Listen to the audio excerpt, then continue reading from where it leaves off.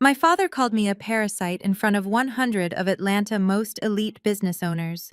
He stood on a stage made of imported marble, holding a crystal glass of champagne, and pointed a manicured finger at me. He told the crowd that while my younger brother was the future of our family legacy, I was merely the expense column in his ledger. The room erupted in laughter. Men in $3,000 suits and women dripping in diamonds looked at me with pity. They saw a woman in a simple dress, driving a used car, presumably living off her daddy's generous wallet. They had no idea that the dress I was wearing cost more than their cars.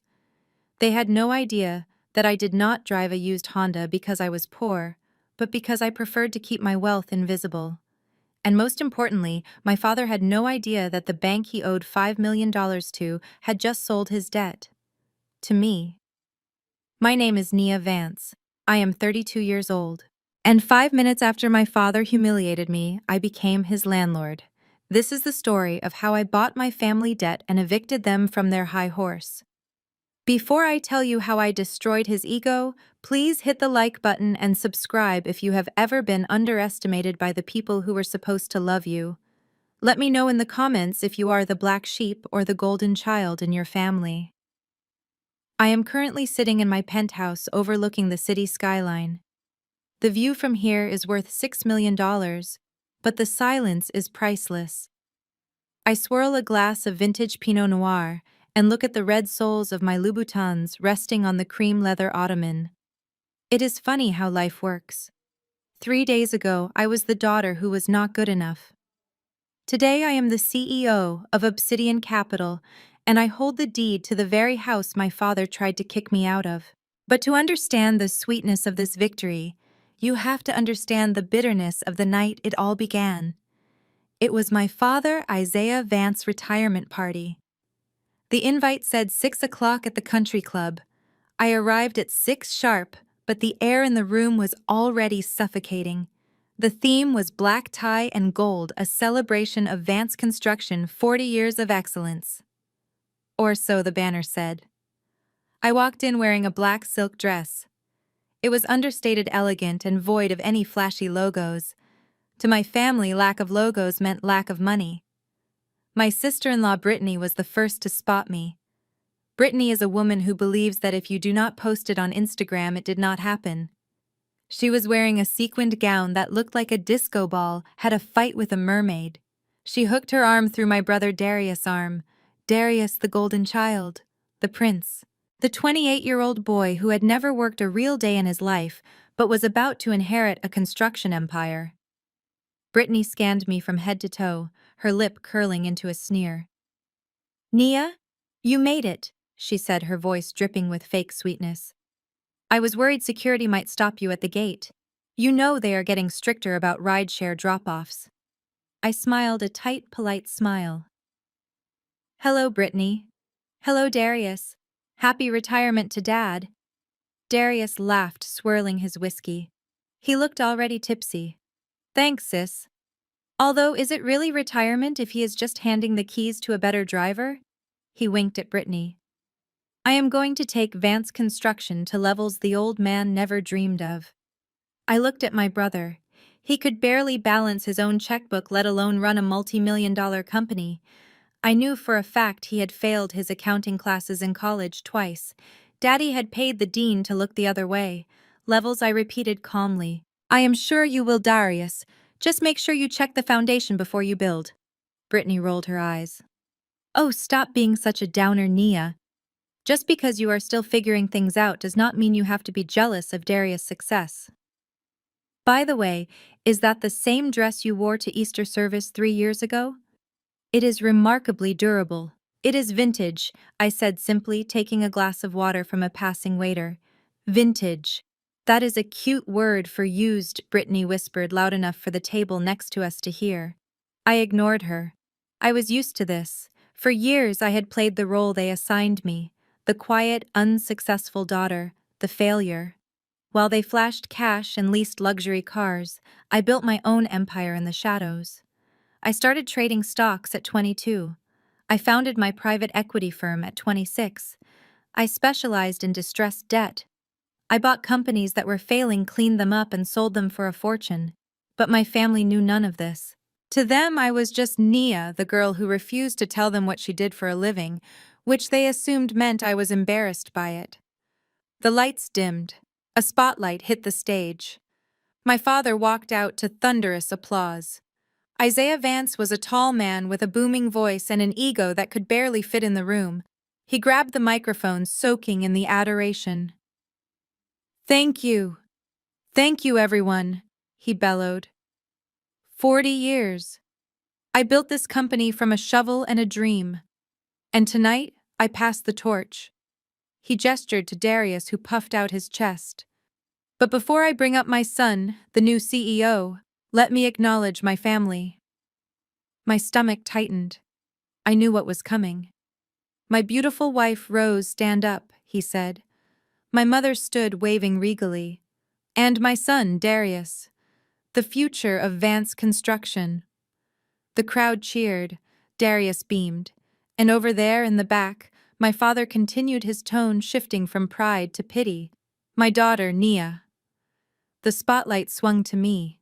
I did not blink. I stood straight, chin up. Nia is still finding her path. My father chuckled, a sound that grated on my nerves. She marches to the beat of her own drum, usually a very slow, quiet drum, but we love her anyway. If anyone needs someone to house sit or walk their dogs, Nia is available. She has plenty of free time. The room exploded in laughter. It was not a warm laugh, it was a mocking laugh. 100 of the city's richest people were laughing at me. Brittany covered her mouth, giggling. Darius shook his head, smirking at his friends. My father waited for the laughter to die down. But seriously, folks, we carry the weak because that is what family does. Darius, get up here, son. I felt the heat rise in my cheeks. Not shame, anger, cold, calculating anger. I had paid off my father gambling debts 5 years ago anonymously. I had secretly covered the cost of my mother's surgery when their insurance lapsed. I had been the silent safety net under their Highwire Act for a decade. And this was my repayment, public humiliation. I did not run out crying. I did not scream. I calmly walked over to a waiter, took a glass of champagne, and walked toward the stage. The room went quiet as they saw me approaching. My father looked confused. Darius looked annoyed. I stopped at the base of the stage and raised my glass. To Dad, I said, my voice clear and steady without a microphone. My father frowned. Nia, sit down. We are doing the speeches now. I ignored him. To Dad, and to Darius. I hope you know how to read a balance sheet better than you know how to treat family. Because from what I hear, the company debt is higher than your ego. A gasp rippled through the room. My father's face turned purple. Get her out of here, he hissed to security. She is drunk. I smiled, took a sip of the champagne, and set the glass down on the edge of the stage with a sharp clink. Enjoy the party, I said. It cost $50,000. I hope it was worth it. I turned and walked away. The silence followed me all the way to the double doors. I could feel their eyes burning into my back. I could hear Brittany whispering, "What a psycho." I pushed through the doors and into the cool night air. The valet saw me coming and ran to the stand to get the key for my Honda. "No," I said, walking past him. "Keep the Honda. You can have it." I walked around the corner to the dark side of the parking lot. A sleek black Maybach pulled out from the shadows, its headlights cutting through the darkness. The rear door opened. A man in a sharp gray suit stepped out. It was James, my executive assistant. "Good evening, Ms. Vance," James said, holding the door open. "How was the party?" "Expensive," I said, sliding into the leather seat that smelled of money and power. "For them." James closed the door and got into the front seat. As the car pulled away, leaving the country club in the rearview mirror, James handed me a leather portfolio. "We finalized the acquisition at 7:30, James said. The bank was eager to offload the toxic assets. You now own 100% of the debt for Vance Construction. $5 million in principal plus interest." I opened the folder. There it was. The loan agreement my father had signed 10 years ago, leveraging the company and his personal home to fund bad investments. He had defaulted 3 times. The bank had been polite because of his reputation. I would not be polite. Did you draft the notice? I asked, tracing my signature on the purchase agreement. Yes, James said. It is scheduled to be delivered by courier tomorrow morning at 9. Immediate demand for full repayment within 30 days, or we begin foreclosure proceedings on both the commercial properties and the personal residence. I looked out the window at the city lights blurring by. My father thought I was a dog walker. He thought I was a failure. He had no idea that I was the shark circling his bleeding company. Send it, I whispered. But James, make sure the courier delivers it to the house, not the office. I want him to open it while he is eating his breakfast. I want him to choke on his coffee. The next morning, the sun rose over Atlanta, casting a deceptively warm glow over the Vance family estate. Inside, I knew exactly what was happening. My mother would be making grits. Darius would be nursing a hangover. Brittany would be scrolling through the comments on her party photos, and my father would be sitting at the head of the table reading the newspaper feeling like a king. I sat in my office watching the clock on the wall tick toward 9. Tick, tick, tick. At 9:05 my phone rang. It was not my father number. It was my mother. I let it go to voicemail. Then Darius called. Voicemail. Then Brittany. Voicemail. Finally at 9:15 my father called. I stared at the screen watching the name Dad flash in angry letters. I picked up the phone but said nothing. I just listened. Who is this? My father's voice roared through the speaker, shaking with rage and fear. Who is the CEO of Obsidian Capital? Why are you doing this to me? I demand to speak to the person in charge. I leaned back in my chair, a small, cold smile playing on my lips. Hello, Dad, I said softly. Nia. Why are you answering? Transfer me to the owner. He screamed. You are speaking to her, I said. There was a silence on the other end of the line, so profound I could hear his heartbeat. What? He whispered. I said you are speaking to the owner, I repeated, savoring every syllable. I am Obsidian Capital, and Dad rent is due. The line went dead before my father could scream another word. I placed my phone gently on the marble countertop of my kitchen island, the silence in my penthouse serving as a stark contrast to the chaos I knew was currently erupting 5 miles away at the Vance estate. I imagined my father staring at his phone, his face turning that dangerous shade of purple he always gets when he loses control. For 32 years I had feared that anger. I had tiptoed around it, apologized for it, and shrank myself to avoid it. But today, I felt nothing but the cool satisfaction of a chess player who had just moved her queen into striking position. They were trapped, and the game had only just begun. Back at the family mansion, the panic was immediate and visceral. My father, Isaiah, paced the length of his study, the letter from Obsidian Capital crumpled in his fist. He had 30 days to come up with $5 million, or face total foreclosure. For a man who built his entire identity on being the provider, the king of the castle, this was not just a financial threat. It was an existential crisis. He looked at my brother Darius, who was slumped on the leather sofa, nursing a hangover with a Bloody Mary. Do something, Darius, my father roared, throwing the crumpled letter at him. You are the CEO now. Fix this. Find me the money. Darius scrambled to pick up the paper, his hands shaking slightly. Dad, I checked the accounts. We are tapped out. The last project went over budget, and the investors are pulling back because of the rumors about the structural issues. We don't have $5 million liquid. We barely have 5,000. My sister-in-law Brittany was sitting in the corner scrolling through her phone. She looked up annoyed that her morning mimosa was being interrupted by reality. Well, we can't lose the house, she said sharply. Where would we live? I am not moving into an apartment, Darius. I have an image to maintain. Think of something. Darius rubbed his temples, his eyes darting around the room as if the money would magically appear from the mahogany walls. Then his eyes lit up. A slow, greedy smile spread across his face. Wait, he said, sitting up straighter. Grandma house, the one on Oak Street. My father stopped pacing. That old shack? It is worthless.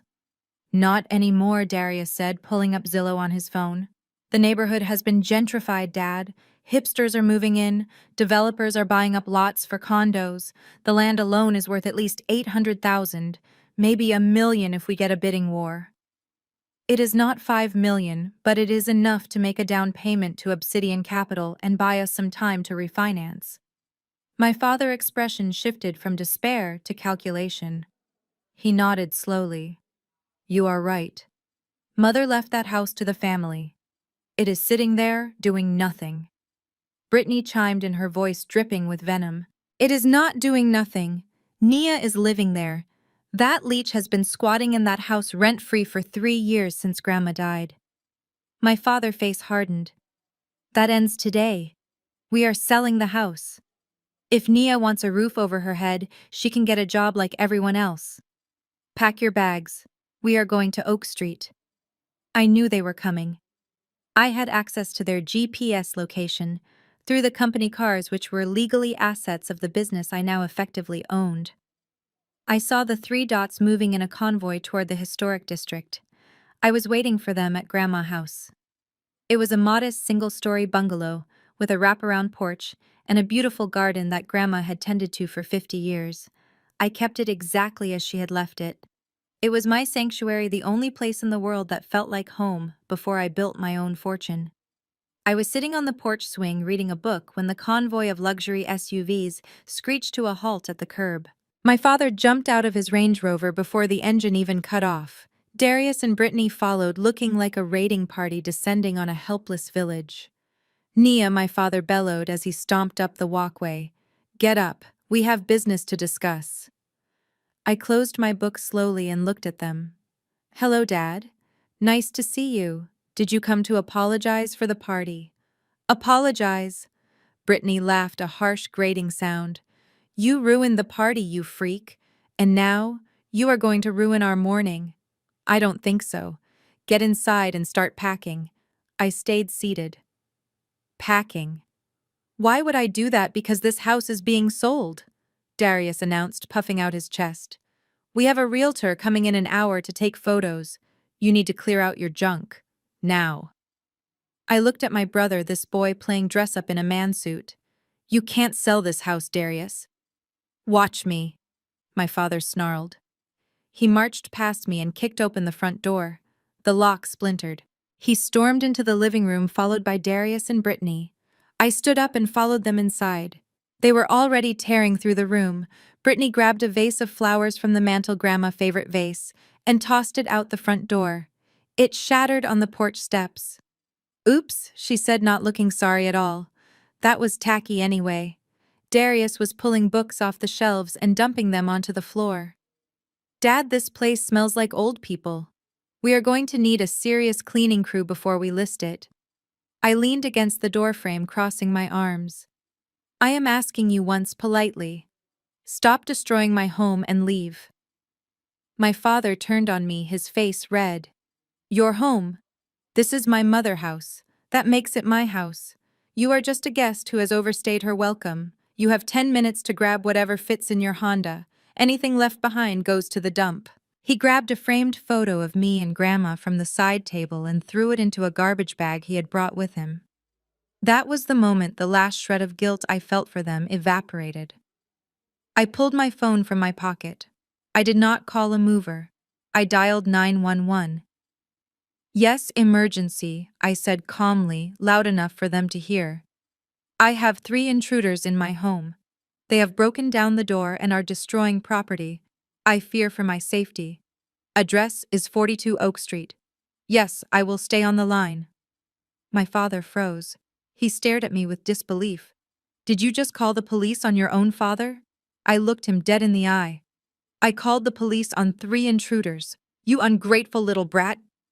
My father lunged toward me, but Darius held him back. Let her call.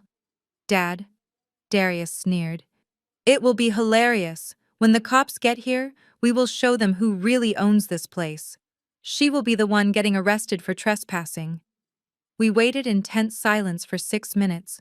Brittany kept kicking my books around the floor, smirking at me. Darius was already on the phone with a realtor, leaving a voicemail about a hot property. My father just glared at me, his breathing heavy. When the police cruiser pulled up, two officers stepped out. One was a young rookie. The other was an older sergeant I recognized from the neighborhood beat. They walked up the porch, stepping over the shattered remains of Grandma Vase. "What is going on here?" the sergeant asked, his hand resting near his belt. My father stepped forward, putting on his best respectable businessman voice. "Officer, thank goodness you are here. My daughter here is having a mental episode. This is my property inherited from my late mother. We are trying to prepare it for sale and she is refusing to vacate and making false reports." The sergeant looked at me. "Ma'am, is this true?" "No, officer," I said, my voice steady. "I am the legal owner of this property. These three people broke my lock. You can see the damage and are destroying my belongings. I want them removed." Brittany laughed loudly. "She owns it." "Yeah, right. She can barely afford gas for her car." "Officer, look at her. Does she look like she owns real estate? She is a waitress or something." The sergeant looked between us. "I am going to need to see some documentation. Who has the deed?" My father pulled out his wallet. "I don't carry the deed on me, obviously. It is in the family trust. I am Isaiah Vance. Vance Construction. Everyone knows my family owned this house for decades."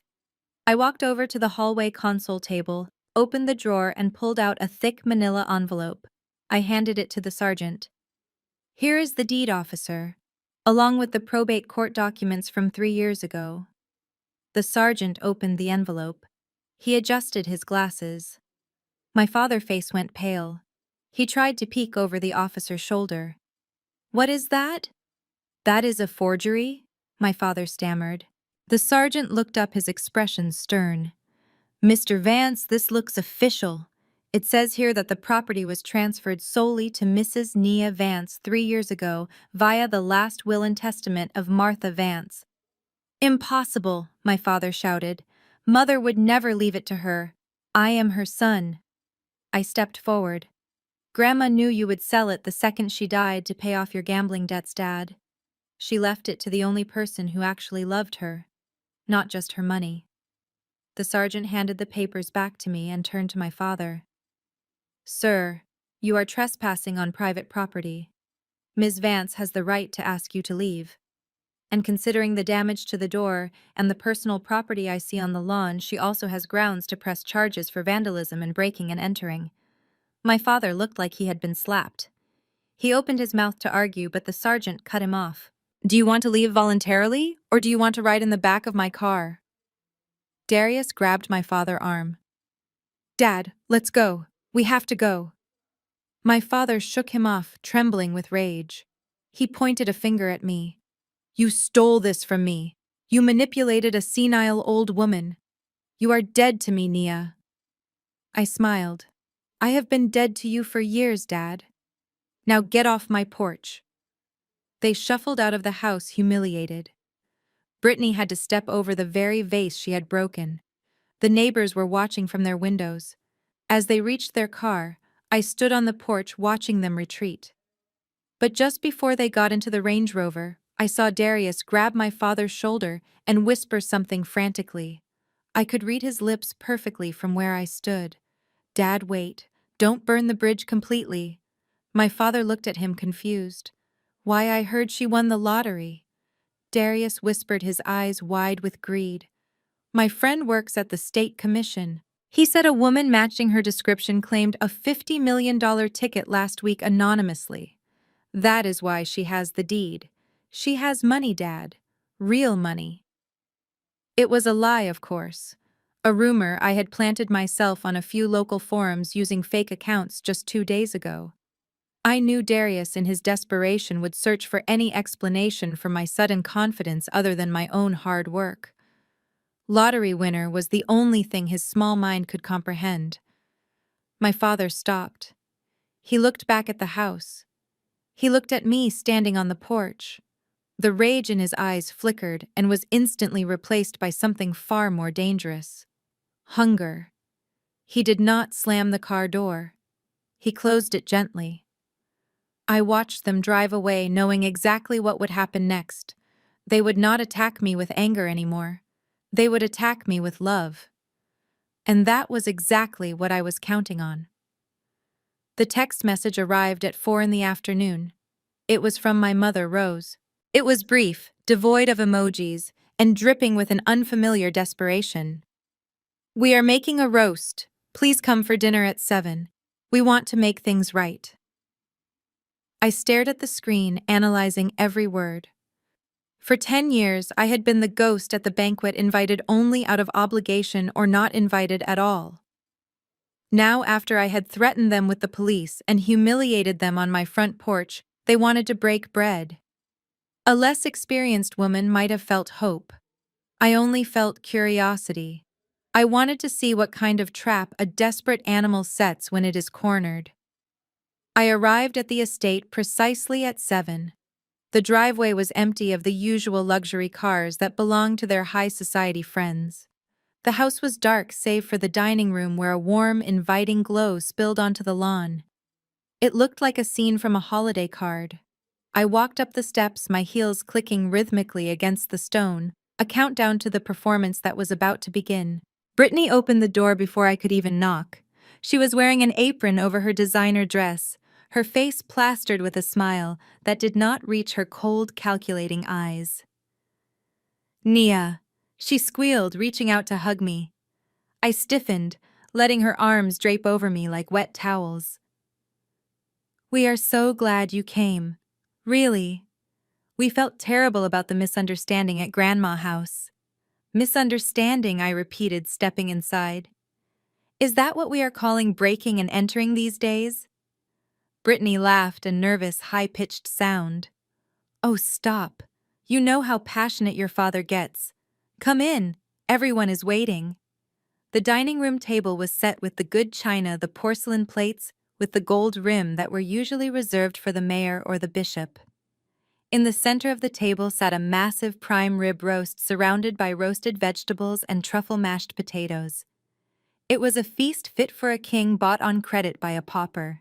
My father Isaiah sat at the head of the table. He stood up when I entered, a gesture of respect he had never shown me before.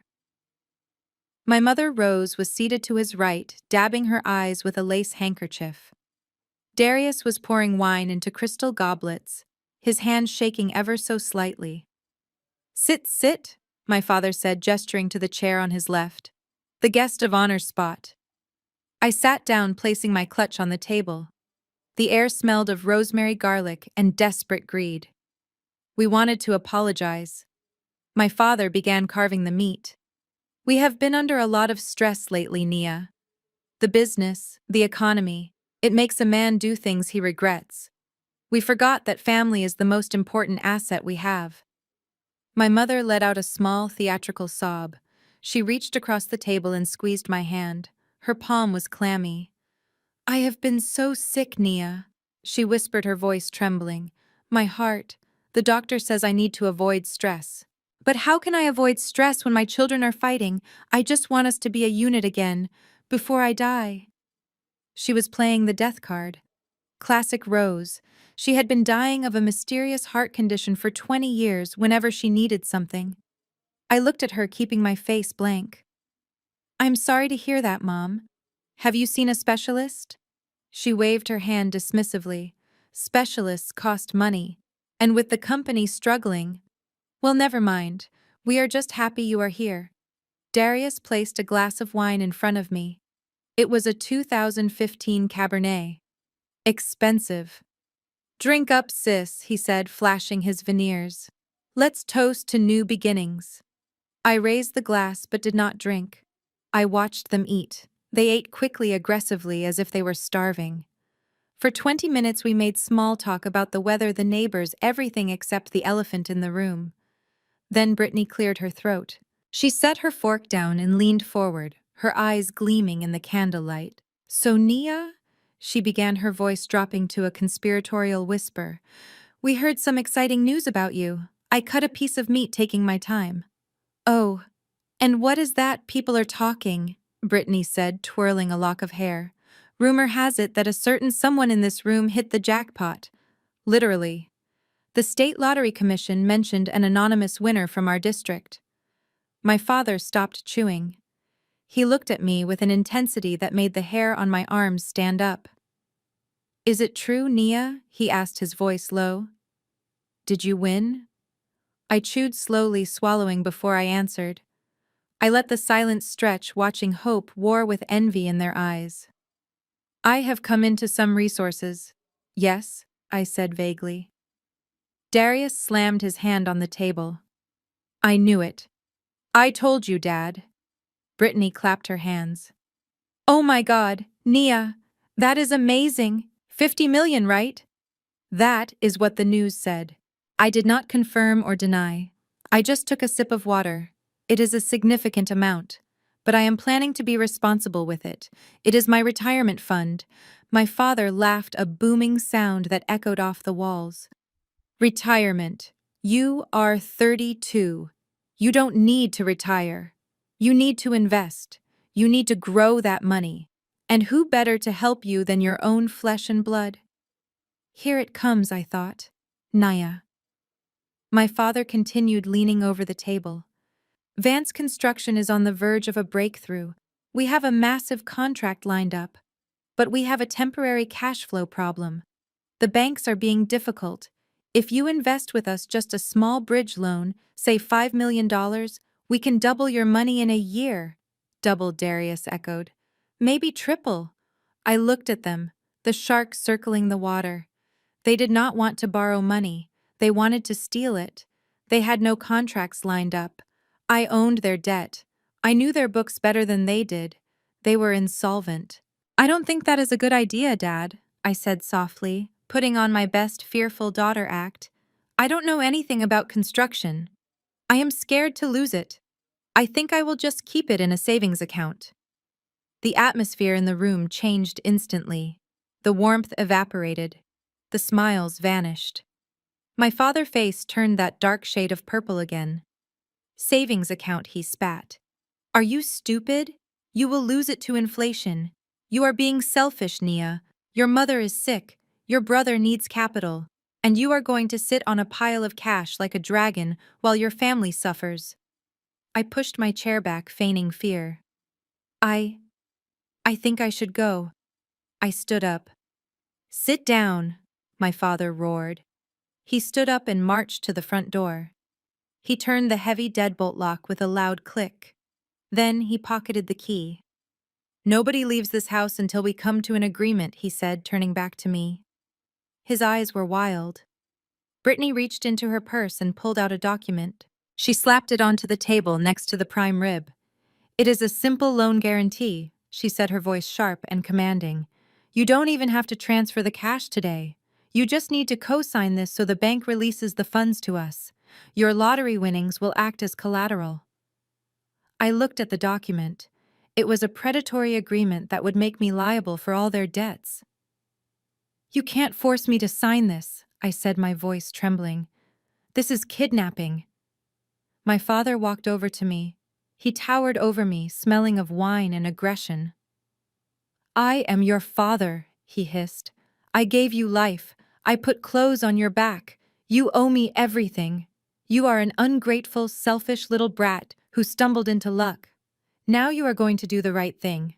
Sign the paper, Nia, or you are not walking out of here." Darius stood up too, blocking the kitchen exit. "Just sign it, Nia," he said. "Don't make this ugly." I looked around the room. My mother was studying her fingernails, refusing to meet my eyes. She was complicit. They all were. I let out a shaky breath, letting my shoulders slump in defeat. "Fine," I whispered. "If I sign, will you let me go?" "Yes," my father said. "Just sign." Brittany shoved a pen toward me. I looked at it, then shook my head. I have a special pen," I stammered, reaching into my clutch. "For luck." "I used it to sign the lottery ticket. I want to use it for this." My father rolled his eyes. "Whatever, just write your name." I pulled out a sleek silver ballpoint pen from my bag. It looked like a standard luxury pen, but it was a tool I used in my office for marking up temporary drafts. The ink was chemically designed to vanish completely upon contact with oxygen after exactly 1 hour. I bent over the table. My hand shook dramatically as I pressed the tip to the paper. I wrote my full name, Nia Vance, in bold blue ink. There, I said, straightening up. My father snatched the paper from the table. He inspected the signature, grinning like a wolf who just caught a lamb. See? Was that so hard? He sneered. He folded the document and shoved it into his jacket pocket. He walked to the door and unlocked it. Get out, he said. We will contact you when the dividends are ready, which will be, never, his eyes seemed to say. I grabbed my clutch and walked to the door. I did not look back at my mother. I did not look at Darius. As I stepped out into the cool night air, the heavy oak door slammed shut behind me. I heard them cheering inside. I heard champagne corks popping. I walked to my car, the Maybach waiting around the corner this time. I slid into the back seat and let out a long, steady breath. The fear dropped from my face, instantly replaced by a cold, sharp smile. In 59 minutes, that piece of paper would be blank. In 59 minutes, they would try to scan it and send it to the bank, only to find nothing but white space. And by the time they realized what happened, I would already have the foreclosure notice taped to their front gate. They thought they had bullied a lottery winner. They had no idea they had just handed a confession of extortion to the CEO who owned their mortgage.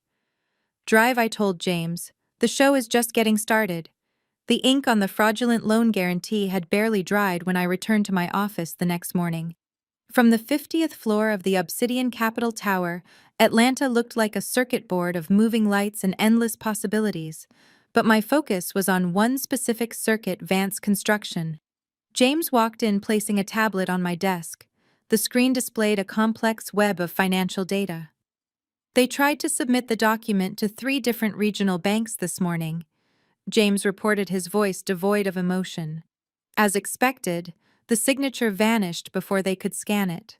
Your father is currently claiming it was a defective pen and is trying to leverage his reputation to secure an emergency line of credit. I swiveled my chair to face him. Cut them off, James. I want you to contact every major lender in the state. Remind them of the structural rumors surrounding the downtown project. Remind them of the debt-to-equity ratio. Make sure that if Isaiah Vance asks for $1, he can't even get a dime. James nodded, tapping on the tablet. Consider it done. We are also seeing significant movement in their accounts payable. They are bleeding cash. They haven't paid their lumber suppliers in 2 months. Good, I said, standing up and walking to the floor-to-ceiling window. Let them bleed. Desperation makes people sloppy, and I need them sloppy for what comes next. I spent the rest of the morning tightening the noose, blocking every financial exit route my father had. By noon, I needed a break. I decided to head to Phipps Plaza for some retail therapy. I wasn't going there to flash my wealth. In fact, I changed out of my power suit into a pair of comfortable leggings and an oversized hoodie. I pulled my hair back into a messy bun. To the untrained eye, I looked like a college student on a laundry day. To the security cameras I owned, as a majority shareholder of the mall management group, I was the boss. I was browsing the handbags at Neiman Marcus, admiring a limited edition Chanel, when I heard a familiar shrill voice. Oh my God, look at this. They really just let anyone in here these days. I didn't need to turn around to know it was Brittany. I could smell her perfume, something floral and overpowering, before I saw her. She was with her clique, 3 women who looked like carbon copies of each other, blonde highlights, excessive filler and logos plastered on every inch of clothing. Brittany marched over to me and snatched the Chanel bag from my hands. Excuse me, she snapped. Do not touch that. You are going to get grease on the leather. I looked at my hands. They were clean. I looked at Brittany. She was wearing a white tennis skirt, though I knew for a fact she hadn't played a sport in her life. Hello, Brittany, I said calmly. I was looking at that. Looking is free. Buying is expensive, she sneered, clutching the bag like a shield. This costs $8,000, Nia. That is more than your car is worth.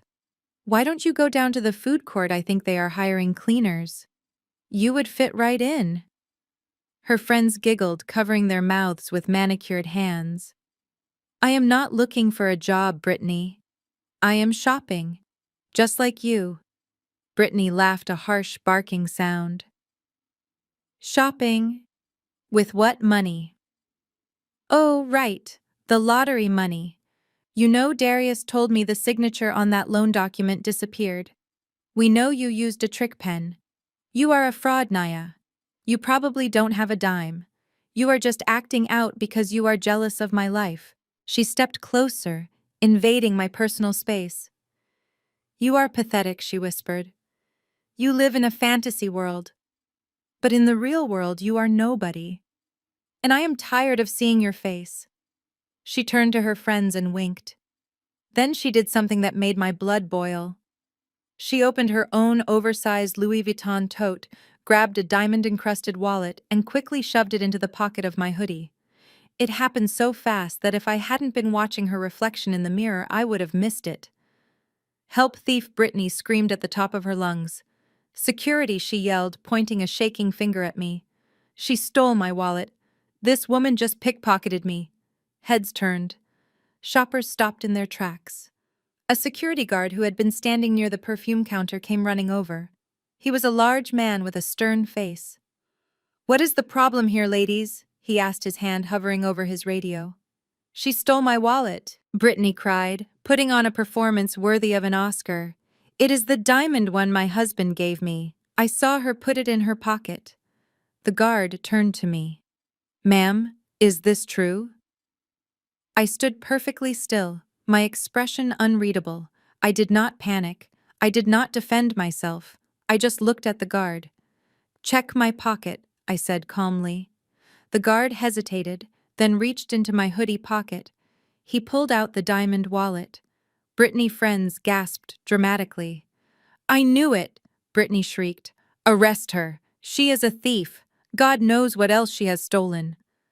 The guard looked at the wallet, then at me. He frowned. Wait a minute. He looked closer at my face. Then he looked at his badge, then back at me. His eyes widened. The color drained from his face. He didn't see a shoplifter. He saw the woman whose photo was hanging in the security office under the label Owner Relations. Ms. Vance, the guard stammered, his voice dropping an octave. Yes, officer, I said. I am so sorry, he said quickly, handing the wallet back to Brittany as if it were radioactive. I didn't recognize you in the casual attire. Brittany looked confused. Why are you apologizing to her? She stole my wallet. Arrest her.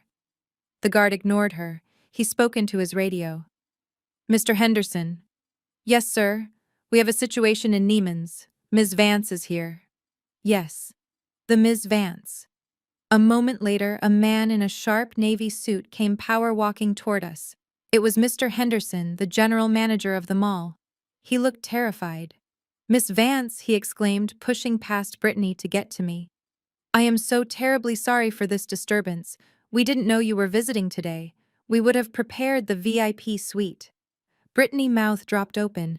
She looked from Mr. Henderson to me, her brain trying to process the scene. VIP suite, Brittany sputtered. She is a nobody. She stole my wallet. Mr. Henderson turned to Brittany, his face hardening. Ma'am, I suggest you lower your voice. You are accusing the majority shareholder of this shopping center of petty theft. The silence that followed was deafening. Brittany's friends took a step back, distancing themselves from her. Shareholder, Brittany whispered. I took a step forward, smoothing out my hoodie. Actually, Mr. Henderson, I said, my voice cool and even. This woman planted her wallet on me. I believe we have high-definition cameras in this section. Yes, ma'am. 4K resolution covering every angle, Mr. Henderson confirmed. Excellent, I said. I would like the footage pulled and sent to my legal team. I think I might press charges for filing a false report and defamation. Brittany's face went pale. She clutched her bag, taking a step back. No, wait. It was a joke. Just a prank. We are family. Nia, tell him we are family. I looked at her. I looked at the fear in her eyes, the way her expensive makeup suddenly highlighted the cracks in her composure. I have never seen this woman before in my life. I told Mr. Henderson. Mr. Henderson nodded. Security, please escort this woman and her associates off the property and issue a lifetime ban. We don't tolerate harassment of our ownership. But, my bag, I wanted to buy the bag, Brittany wailed as two guards grabbed her arms. It is not for sale, I said, picking up the Chanel bag she had dropped. I think I will take this one. As they dragged Brittany away, kicking and screaming about how her husband would sue everyone, I handed the bag to Mr. Henderson. Wrap this up for me, please, I said. And send it to my office. Of course, Ms. Vance. Anything else? Yes, I said, watching Brittany disappear through the exit doors. Make sure you get a clear shot of her face for the ban list. I don't want to see trash in my mall ever again. I walked out of the store, leaving the stunned whispers of the shoppers behind me. Brittany thought she was humiliating a poor relative. She didn't realize she was playing games in a house I built. And the best part? She still didn't understand. She thought I was a sugar baby or had found a rich boyfriend. She couldn't conceive that the power in the room was me. That night, as I sat in my penthouse, I watched the security footage of Brittany being dragged out. I took a sip of wine. My phone buzzed. It was a notification from my bank. Darius had just tried to use the company credit card to buy a bottle of service at a club. Transaction declined. I smiled. The mouse was running out of cheese, and the cat was just getting hungry. Desperation has a distinct smell. In the high-stakes world of construction and finance, it smells like burnt coffee, nervous sweat, and the ozone tang of a laser printer churning out falsified documents at 3 in the morning. My brother Darius was reeking of it. For the past week, I had been watching him from the shadows of my office at Obsidian Capital. I did not need binoculars. I had something better. I had Chloe. Chloe was Darius' new executive assistant, a young woman with a sharp mind and an innocent face, who he thought he had hired because of her resume. In reality, I had hired her 2 years ago. She was my plant. Every email Darius sent, every invoice he approved, and every frantic text message he typed was forwarded directly to my secure server before he even hit send. The financial noose I had tightened around the company was working. The banks had frozen their credit lines. The suppliers were demanding cash on delivery. Darius was drowning, and like a drowning man, he was flailing, looking for anything to keep his head above water. He needed cash to pay off his gambling debts, which were separate from the company debts but equally life-threatening. The loan sharks he owed were not as polite as the banks. On Tuesday morning, Chloe forwarded me an email chain that made my blood run cold. Darius had authorized a vendor change for the structural steel and concrete on the massive downtown high-rise project. He had fired the reputable supplier the company had used for 20 years and replaced them with a shell company registered in Panama. I opened the attachment. The invoice showed that the new supplier was charging market rate, but the specifications for the materials were dangerously below code. Darius was buying scrap metal and diluted concrete, billing the company for the premium stuff and pocketing the difference. He was siphoning millions of dollars out of the project to save his own skin, literally cementing his fraud into the skyline of Atlanta. He is not just a thief, I whispered to the empty room. He is a murderer in the making. I could have stopped him right then. I had enough evidence to send him to prison for 20 years. But I needed the world to see it. I needed my father to see it. I needed the rot to be exposed so deeply that no amount of PR spin could ever clean it up. 2 days later, I drove to the construction site. It was a sweltering Georgia afternoon. The steel skeleton of the Vance Tower rose 20 stories into the air, a monument to my father's ego. I parked my car across the street, watching the workers scurry like ants along the girders. I saw Darius walking the site with the foreman, Mr. Jenkins. Mr. Jenkins was a good man. He had worked for my father since before I was born. He was the one who taught me how to read a blueprint when I was 10, back when I still thought I would be part of the family business. I saw Mr. Jenkins pointing at a support beam, waving his arms. He was arguing. He knew the materials were wrong. I saw Darius dismiss him with a wave of his hand, laughing, likely telling him to just get the job done. Then it happened. It started with a sound that I will never forget. A low groan like a dying beast, followed by a sharp, deafening crack that echoed off the surrounding buildings. I watched in horror as the scaffolding on the fourth floor, anchored into the fresh substandard concrete, gave way. It did not fall in slow motion like in the movies. It was violent and instant. Tons of steel and wood collapsed, bringing a cloud of dust and debris with it. Screams pierced the air. I saw workers running, diving for cover. I saw bodies falling. I was out of my car and running toward the site before my brain even processed the danger. But the security fence stopped me. Sirens wailed in the distance, getting louder every second. The dust settled, revealing a pile of twisted metal and shattered dreams. Chaos erupted. Ambulances screeched to a halt. Firefighters rushed in. I stood by the perimeter, my heart pounding against my ribs. I saw paramedics carrying stretchers. 1, 2, 3 men. They were alive, thank God, but they were badly hurt. Broken legs. Concussions. Lives ruined because my brother wanted to drive a Porsche and play poker. Then I saw the black Range Rover pull up. My father jumped out, followed by Brittany. They rushed over to Darius, who was standing near the site office, looking pale and terrified. He wasn't checking on the injured men, he was checking his phone. I moved closer, blending into the crowd of onlookers and reporters who had gathered like vultures. I needed to hear this. What happened? My father demanded, grabbing Darius by the lapels of his designer suit. Tell me you followed the safety protocols. Darius was shaking. It was an accident, Dad. Just a freak accident. The weather, the wind. I don't know. A reporter thrust a microphone into my father's face. Mr. Vance! Mr. Vance! 3 workers are in critical condition. Sources say the scaffolding collapsed due to structural failure. What do you have to say? My father straightened his tie. He looked at the cameras. He looked at Darius, his golden boy, his legacy, who was sweating through his shirt. And then he looked at Mr. Jenkins, the loyal foreman, who was sitting on a crate nearby his head, in his hands, devastated that his men were hurt. My father made a choice. It was the choice he always made. He chose the lie. We are devastated by this tragedy, my father said, his voice smooth and practiced. Safety is our #1 priority. Unfortunately, it appears there was a gross oversight in supervision on the ground level. He pointed a finger directly at Mr. Jenkins.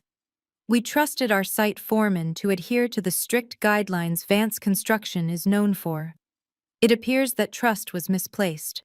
We will be launching a full internal investigation into Mr. Jenkins' negligence immediately. I gasped. The crowd murmured. Mr. Jenkins looked up, his eyes wide with shock. He stood up, trembling.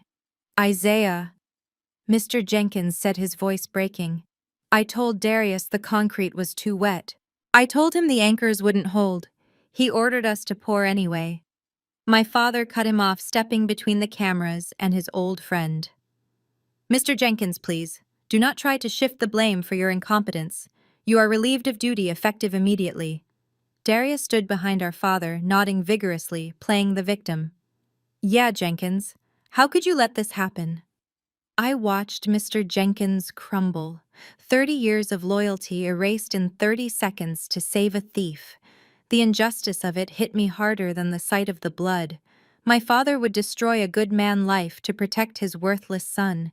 He would let the innocent rot to save the guilty. I looked at Brittany. She was busy typing on her phone, probably preparing a statement about thoughts and prayers while checking if the stock price had dipped. Something inside me shifted. Until this moment, I had been playing a game of finance. I had been squeezing their wallets, hurting their pride. But this was no longer a game. This was war. They were not just greedy, they were a cancer. And you do not treat cancer with medication. You cut it out. I pulled out my phone and dialed James. Initiate Phase 3. I said, my voice cold and hard as the steel that should have been in that building. Ms. Vance, James asked. We aren't scheduled for the takeover until next week. The paperwork is still, I don't care about the schedule, I interrupted. Call the district attorney. Send him the emails. Send him the invoices. Send him the audio recordings. Everything. But Ms. Vance James hesitated. That will destroy the company value. You will be buying a corpse. I watched my father wrapping his arm around Darius, leading him away from the cameras, shielding him from the consequences of his actions. I don't want to buy the company anymore, James, I said, turning my back on the scene. I want to bury it. I walked back to my car, the sounds of the sirens fading behind me. My father thought he had spun the story. He thought he had saved his son. He didn't know that I had just handed the shovel to the executioner. The time for playing cat and mouse was over. It was time for the slaughter. I drove straight to the television station. If my father wanted a press conference, I would give him one. But this time, I would be the one holding the microphone, and I wouldn't be answering questions. I would be ending his career. The fallout from the construction site collapse should have been the end of Vance Construction. In a sane world, my father and brother would have been huddled with lawyers preparing for lawsuits and criminal charges.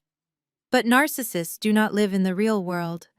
They live in a bubble of their own delusion where every disaster is just a temporary inconvenience and every victim is just collateral damage.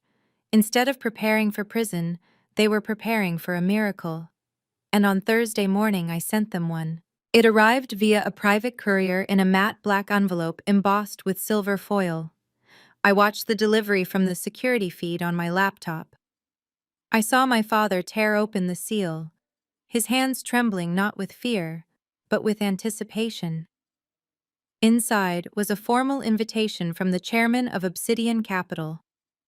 The letter stated that our firm had analyzed the market fluctuations and was interested in discussing a total acquisition of Vance Construction's assets before the foreclosure deadline. It was the lifeline they had been praying for. I could practically hear the champagne corks popping 5 miles away. To them, this wasn't a hostile takeover. It was a rescue mission. They assumed the chairman was some out-of-town billionaire, some faceless suit from New York or Dubai, who didn't read the local news and didn't know that Vance Construction was radioactive. They thought they had found a sucker. I drove over to the estate 2 hours later, not because I wanted to, but because my father had summoned me. His text was brief and commanding. "Get over here. I need you to make me look presentable." Even on the brink of what he thought was his greatest triumph, he still needed a servant.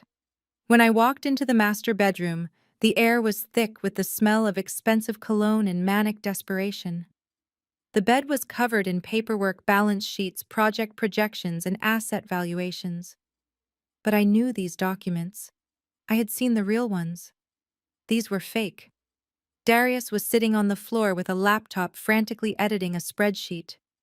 "Move the debt to the shell company," Darius muttered to himself. "If we hide the liability from the scaffolding accident under the insurance subsidiary, the main ledger looks clean. We just need to show them a profit for Q3. My father was standing in front of the full-length mirror, struggling with his cufflinks. He saw me in the reflection and didn't even turn around. "About time," he grunted. "My navy suit is on the chair. It has a wrinkle in the lapel. Fix it, and then do my shoes. I want them to look like glass." I walked over to the chair. I picked up the jacket. It was Italian wool, soft and expensive, bought with money he didn't have. I set up the ironing board in the corner of the room, the hiss of the steam filling the tense silence. So I said, keeping my voice neutral as I pressed the iron onto the fabric. "Who is the meeting with?" My father puffed out his chest. "Obsidian Capital. The big leagues, Naya. They want to buy us out. They see the potential in the Vance name." I suppressed a smile. Potential was one word for it. Liability was another. "But Dad?" I asked, pressing down harder on the collar. "Isn't the company in trouble? The accident yesterday? The news reports? Won't they know?" My father turned to me, a look of pure condescension on his face. He walked over and patted me on the cheek, a gesture that felt more like a slap. "Oh, Nia, you really don't understand how business works, do you? That is why you are where you are, And I am where I am. These big investment firms look at the bottom line, not the local gossip. Besides, we have adjusted the books. By the time they realize the scaffolding incident is a liability, the check will have cleared and I will be retired in the Cayman Islands.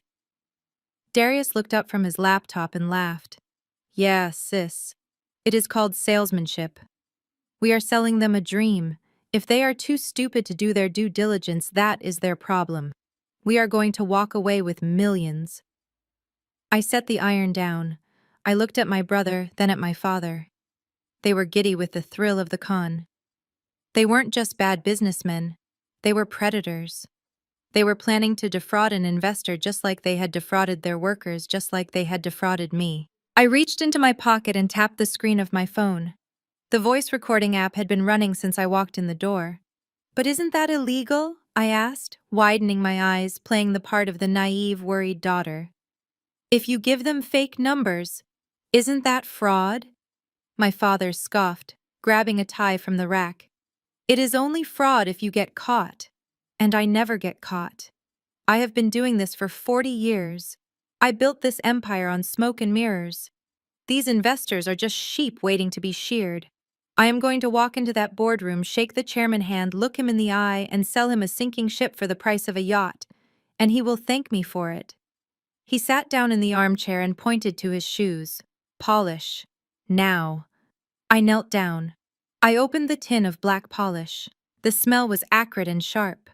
I dipped the cloth in and began to rub the leather of his shoes. Back and forth, back and forth. I was on my knees before the man who had tormented me my entire life. He looked down at the top of my head, feeling powerful. He had no idea that I wasn't serving him. I was preparing him for his funeral. Make sure you get the scuff on the heel, he commanded. I need to look perfect. Appearance is everything, Nia.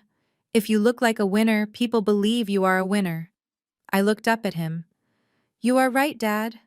Appearance is everything. I finished the shoes. They shone under the bedroom lights. I stood up and handed him his jacket. He slipped it on, adjusting the cuffs, preening like a peacock. How do I look? He asked Darius. Like $1,000,000, Dad, Darius said, closing his laptop. Or rather, like 10 million. That is what we are asking for. My father turned to me. You can go now. Make sure you lock the back door on your way out. And don't wait up. We will be celebrating tonight. I picked up my purse. I checked my phone one last time to make sure the file had saved and uploaded to the cloud. Good luck, Dad, I said, walking to the door. He waved me off without looking. Yeah. I stopped at the threshold. I turned back one last time. Dad. He sighed, annoyed. What now? When you meet the chairman, I said. My voice dropping an octave, losing all traces of the timid daughter he thought he knew. Make sure you really look at them. Look them in the eye. You might be surprised by what you see. He frowned, confused for a split second. What is that supposed to mean? Nothing, I said, a small, dangerous smile touching my lips. Just remember the face of the person sitting across from you. It will be the last thing you see before it all ends. I walked out before he could respond. I walked down the grand staircase past the portraits of our ancestors who would have been ashamed of what this family had become. I walked out the front door and into the bright, blinding sunlight. I got into my car and drove, but I didn't go home. I went to my office. I had to get changed.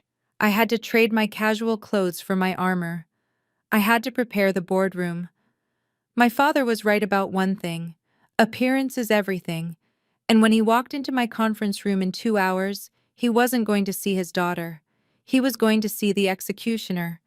And I wanted to make sure I was dressed for the occasion.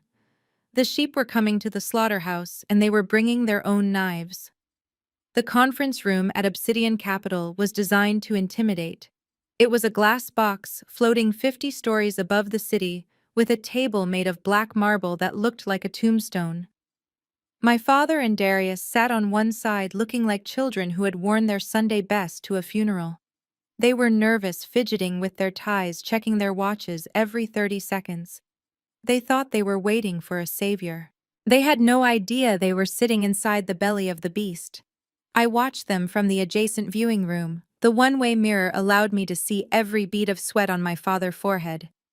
"He is checking his reflection again," James whispered, standing beside me. "He thinks he is about to charm a billionaire." "Let him wait 5 more minutes," I said, adjusting the lapel of my white power suit. "Anxiety is a powerful tenderizer. It makes the meat soft before you cut it." At exactly 2 o'clock I gave the signal. James opened the double doors. My legal team walked in first, 6 lawyers in shark gray suits carrying briefcases thick with the evidence of my family destruction. They filed in silently, taking their seats on the opposite side of the table, leaving the chair at the head of the table empty.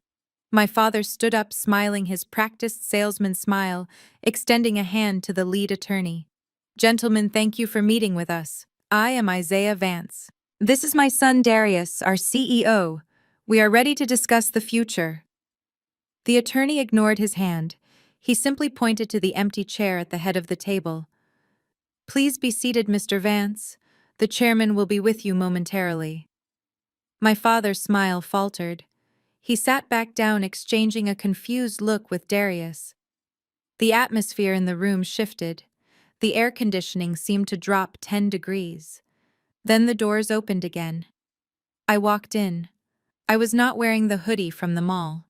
I was not wearing the maid outfit from the house. I was wearing a bespoke white suit that cost more than my father's car. My hair was pulled back in a severe, elegant bun. My heels clicked against the floor with the rhythm of a ticking clock. Darius saw me first. His eyes went wide, then he let out a short, incredulous laugh. "Nia," he blurted out, leaning back in his chair with a smirk. "What are you doing here? Did you get a job as a secretary? We asked for water 10 minutes ago. Go get it." My father sighed, shaking his head. "Nia, get out. We are in a meeting with the owners. Do not embarrass me. Go wait in the car." I did not stop walking. I did not look at them. I walked straight to the head of the table. The lawyers immediately stood up in a gesture of respect. James pulled out the leather chair for me. "Thank you, James," I said, my voice projecting clearly across the room. I sat down. I placed my hands on the cold marble table and looked directly at my father. "Hello, Dad." "Hello, Darius." Darius looked around the room confused. "Why are you sitting there? Get up before the chairman comes in. You are going to get fired." I leaned forward.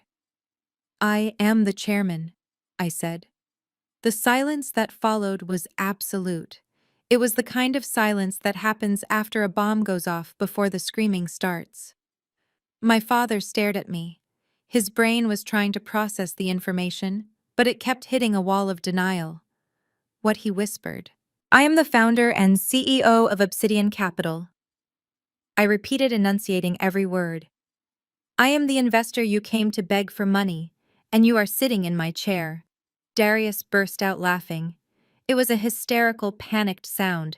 "That is a good one, Nia. You..." "The CEO. You can't even pay your own rent." "Dad, she is high. She broke in here." "Security. Somebody call security." I nodded to James. James pressed a button on the wall. A screen descended from the ceiling. On it, the logo of Obsidian Capital appeared, followed by a corporate profile. My face was plastered on the screen next to the title, Nia Vance, founder and managing partner. Darius' laughter died in his throat. He looked from the screen to me, his mouth hanging open. My father's face went from purple to a deadly shade of gray. He gripped the edge of the table until his knuckles turned white. "No," he hissed. "This is a trick. You hired these actors. You printed that fake profile. You are a liar, Nia. You have always been a liar. You are worthless." He stood up, his chair scraping violently against the floor. "I demand to see the real owner," he screamed, slamming his fist on the table. "Stop playing games," I signaled the lead attorney. He slid a folder across the table. Mr. Vance, the attorney said calmly. These are the incorporation documents for Obsidian Capital dated 6 years ago, signed by Nia Vance. And this is the deed to the building we are currently sitting in, also signed by Nia Vance. My father swiped the folder off the table. Papers flew everywhere. I don't believe you, he roared. He lunged toward me, his hand raised to strike. You ungrateful little... Before he could take 2 steps, 2 large security guards who had been standing in the shadows stepped forward. One of them grabbed my father's arm and twisted it behind his back, forcing him face down onto the marble table. Let me go! My father screamed, struggling against the guard grip. I am Isaiah Vance. I sat perfectly still. I did not flinch. Release him, I said quietly. The guard hesitated, then let go. My father scrambled back, straightening his jacket, breathing heavily. He looked at me with pure hatred, but also with the first flicker of genuine fear I had ever seen in his eyes. Sit down, Dad, I said. We have business to discuss. He sank back into his chair, defeated. Darius was trembling, staring at me as if I were a ghost. How my father whispered. How did you do this? Does it matter, I asked. You told me to get a job. I did. You told me to make something of myself. I did. And now I own you. I reached into my briefcase and pulled out a thick stack of documents. I threw them into the center of the table. They landed with a heavy thud. This, I said, pointing to the first pile, is the promissory note for the $5 million debt you owe my company. It is past due. I pointed to the second pile. This is the evidence of the insurance fraud you committed after the scaffolding collapse. I pointed to the third pile. And this is my favorite.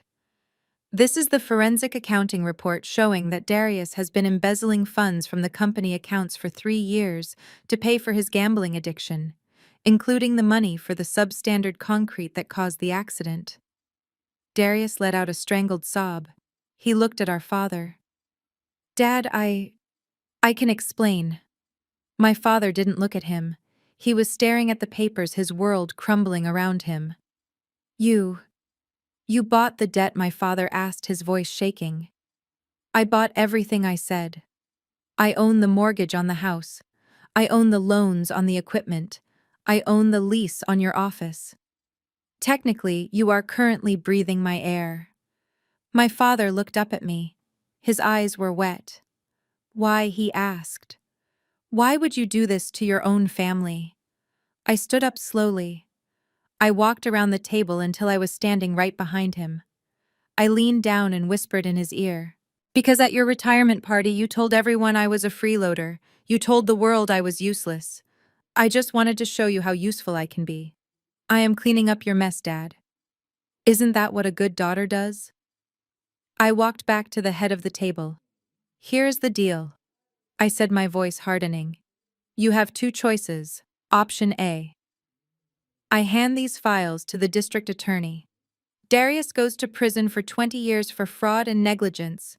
You go to prison as an accomplice. The company goes bankrupt and I sell the assets for scraps. Darius started crying loudly, putting his head in his hands. No, please, Nia. I can't go to jail. Please, option B. I continued, ignoring him. You sign over 100% of Vance Construction to me. Right now. Today. You resign immediately. You vacate the premises. And in exchange, I will not press criminal charges. I will assume the debt and try to save the company from the disaster you created. My father looked at me. The fight was gone from his eyes. He looked old, broken. You want to take my legacy? He asked. Your legacy is a lie, Dad, I said. I am the only one who can save it. I pushed a pen across the table. It was the same silver pen I had used at dinner. Sign it, I said. Or leave. The police are waiting in the lobby. My father looked at the pen. He looked at Darius, who was nodding frantically, begging him to sign. He looked at the lawyers. And finally, he looked at me. He picked up the pen. His hand shook as he signed the transfer agreement. He signed away 40 years of his life. He signed away his pride. When he finished, he dropped the pen and looked at me. "Are you happy?" he asked bitterly. I picked up the document and checked the signature. "I am not happy, Dad," I said. "I am just efficient." I closed the folder. "Now get out of my building." My father stood up. He walked to the door looking smaller than I had ever seen him. Darius followed, wiping his nose with his sleeve. "Wait!" I called out. They stopped. "Dad," I said. "You forgot something." He turned around. "The shoes," I said, pointing to his feet. "They look great. You really do know how to polish a turd." He flinched as if I had hit him. He turned and walked out the door. As the doors closed behind them, the lawyers stood up and applauded. James smiled at me. "Congratulations, Ms. Vance," James said. "You just acquired Vance Construction for $0." I sat back in my chair and looked out the window at the city. The sun was setting, painting the sky in shades of blood and gold. "Get the PR team ready," I said. "We have a lot of work to do. And send a cleaning crew to this room. It smells like desperation in here." I had won the battle. But the war wasn't over. I had the company. Now I had to deal with the rest of the rats. Brittany was next. And unlike my father, I wasn't going to offer her a deal. I was going to offer her a nightmare. The silence in the hallway was heavy, broken only by the hum of the elevator descending. I stood there watching the numbers count down, ready to return to my penthouse and finally exhale. But my father was not done. He had signed the papers. He had lost his company. But a narcissist never accepts defeat until they have tried every last weapon in their arsenal. And when intimidation fails, they switch to the most dangerous weapon of all: pity. "Nia, wait." I stopped, but did not turn around. I could hear his footsteps shuffling on the marble floor. They sounded slower now, heavier. Gone was the strut of the CEO. In its place was the shuffle of an old man. He walked around to face me. His eyes were red-rimmed. He looked at me not with the rage he had shown in the boardroom, but with a trembling, pathetic softness that almost made me sick. He reached out a hand to touch my shoulder. I stepped back. "Don't," I said sharply. He pulled his hand back, looking wounded. "I am 65 years old, Nia," he said, his voice cracking. "My heart is not what it used to be. The doctor said I need peace. I need stability." I stared at him. This was the same man who had screamed at me to get out of his house 3 days ago. So I asked. "So where am I supposed to go?" he pleaded. "You took the company. You own the house. You own everything. Are you really going to put your own father on the street? I am an old man, Nia. I don't have anywhere else." He let a single tear roll down his cheek. It was a masterful performance. If I hadn't known him for 32 years, I might have believed it. I might have felt that familiar tug of guilt in my chest, that urge to fix everything for him. But I remembered the rain. I remembered him standing on the porch watching me drag my suitcase to the curb while he laughed. I remembered him telling his friends I was a dog walker.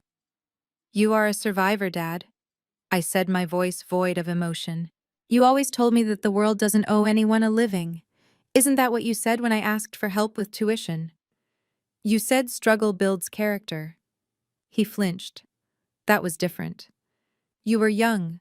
You had time to bounce back. I am at the end of my life. Please, Nia, just let me keep the house." "Just the house. I will stay out of your way. I won't say a word about the company. Just don't humiliate me like this." I looked at him. I saw the fear behind his eyes. It wasn't fear of poverty. He had hidden accounts in the Cayman Islands. I knew about them even if I hadn't touched them yet. No, this was fear of irrelevance. Fear of losing the status symbol that defined him. I leaned in close. "When you threw me out, did you care where I would sleep?" I asked. "Did you care if I had money for food? You told me to figure it out. So figure it out, Dad. You have 30 days to vacate the premises. If you are still there on day 31, I will have the sheriff throw your Italian suits on the lawn." "You can't be this cruel," he whispered. You are my daughter. I am the CEO of the company you bankrupted, I corrected him. And you are trespassing. The elevator doors opened. I stepped inside and pressed the button for the lobby. As the doors closed, I saw him standing there, his shoulders slumped, a king without a kingdom. I didn't feel happy. I didn't feel sad. I just felt done. But while I was dealing with the head of the snake, the tail was still thrashing. 5 miles away, inside the mansion that was technically no longer hers, Brittany was in full panic mode. She had tried to call Darius, but his phone was off. She had tried to call Isaiah, but he wasn't answering. She knew something terrible had happened. She had seen the legal notices I sent. She knew the walls were closing in. Brittany did not have business acumen. She did not have a degree. She did not have skills. But she had one thing that in modern America was almost as powerful as money. She had followers. She went into her walk-in closet, the one filled with clothes bought with stolen company funds. She set up her ring light. She applied a layer of makeup designed to make her look pale, tired, and fragile. She put on a modest white sweater, abandoning the flashy designer logos she usually flaunted. She sat on the floor, hugging her knees, creating the perfect image of a vulnerable victim. She opened Instagram. She hit the live button. Within seconds, thousands of people tuned in. Brittany was a local influencer known for her lifestyle content, her parties, and her perfect marriage. Her followers were used to seeing champagne toasts and unboxing videos. They were not ready for this. "Hey guys," Brittany whispered, wiping a fake tear from her eye. I didn't know who else to talk to. I am scared." The comments started rolling in immediately. "What's wrong? Are you okay? Where is Darius?" Brittany took a deep, shaky breath. "My family is under attack," she said, her voice trembling. "You guys know my sister-in-law, Naya, the one I tried to help, the one we invited to dinner because she was struggling." She paused for dramatic effect. "She is doing something evil. She has been seeing this older man, a billionaire. I won't say his name because I am scared of him, but she is using him to destroy us." She looked directly into the camera lens, her eyes wide with manufactured fear. "Nia has always been jealous of us. She is jealous of my marriage. She is jealous of the company my husband built from the ground up. And now she is using this man money to host a hostile takeover. She forged documents, guys. She planted evidence. She is trying to steal our home. She threw my father-in-law, a 65-year-old man with a heart condition, out of his own office today." The comments exploded. "OMG, that is horrible. What a snake. We got your back, Brittany." "Expose her," Brittany sobbed, covering her face with her hands. "They are threatening to put us on the street. I don't care about the money. I really don't. I just care about justice." Nia is not who she pretends to be. She is a predator. She slept her way to power, and now she is trying to erase her own family because she is ashamed of where she came from. Please, guys, help us. Share this. Don't let her win. She ended the live stream. She sat there for a moment, watching the view count climb. 10,000, 50,000, 100,000. The video was being screen recorded and shared on TikTok, Twitter, and Facebook. The hashtag Justice for Vance began to trend locally. Brittany wiped the fake tears from her face. A smirk curled the corners of her lips. She stood up and checked her reflection in the mirror.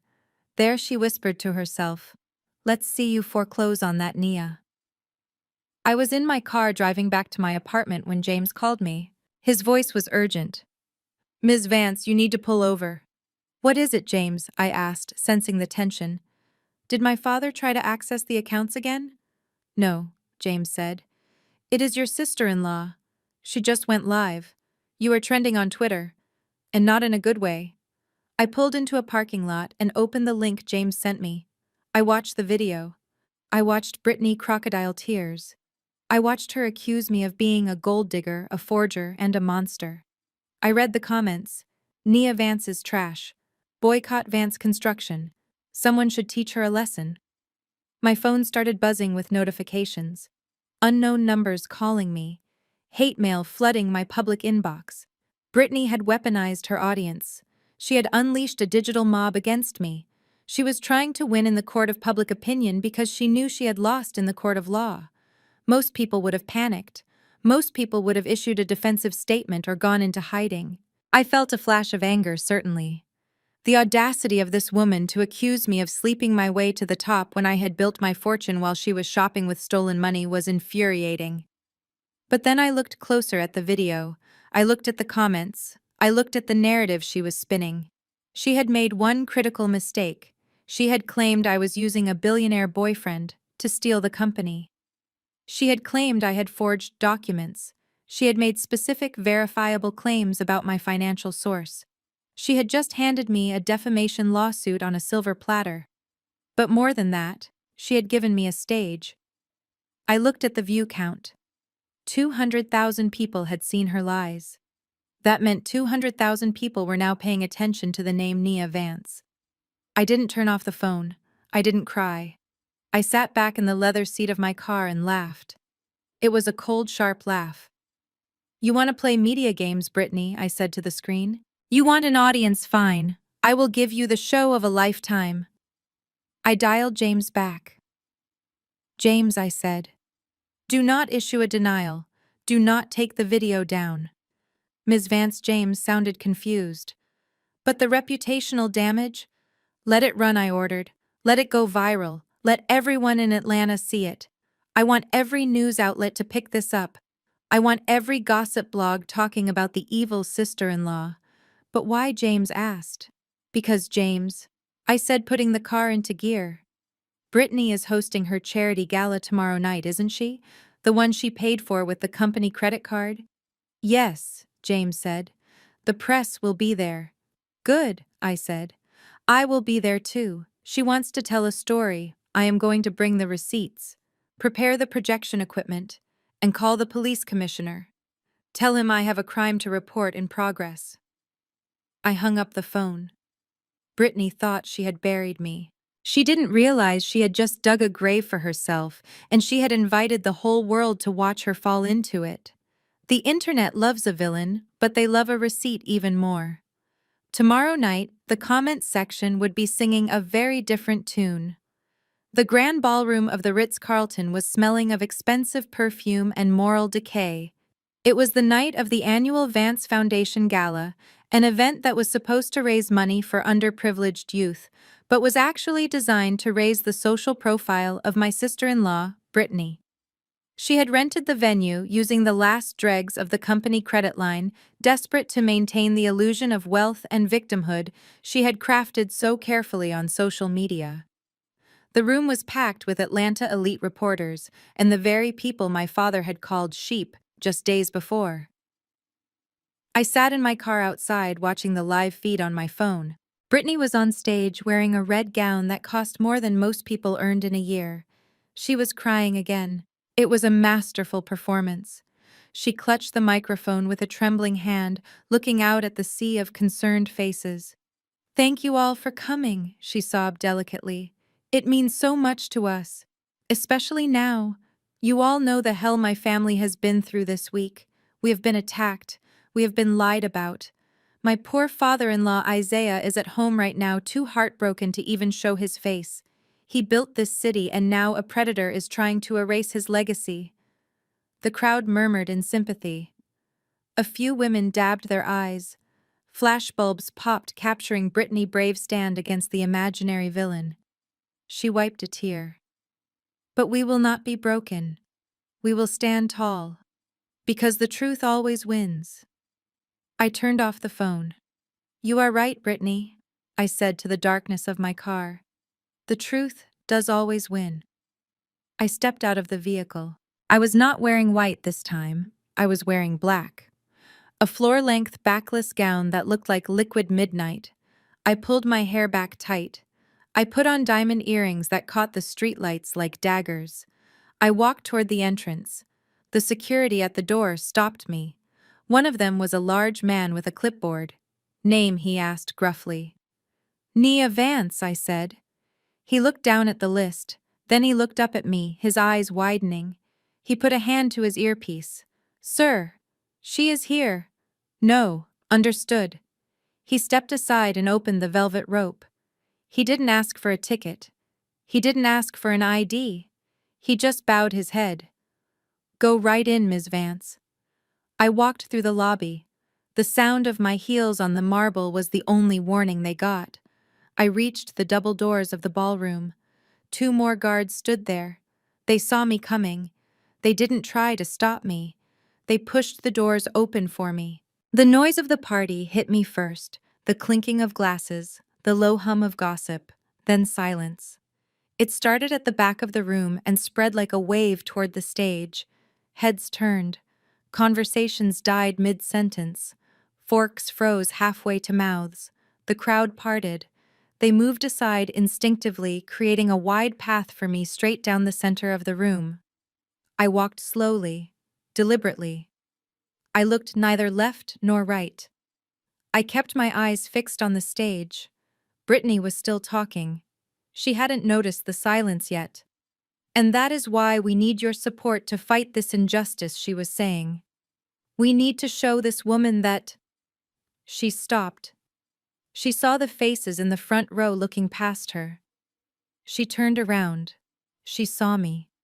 The color drained from her face so fast she looked like a ghost in a red dress.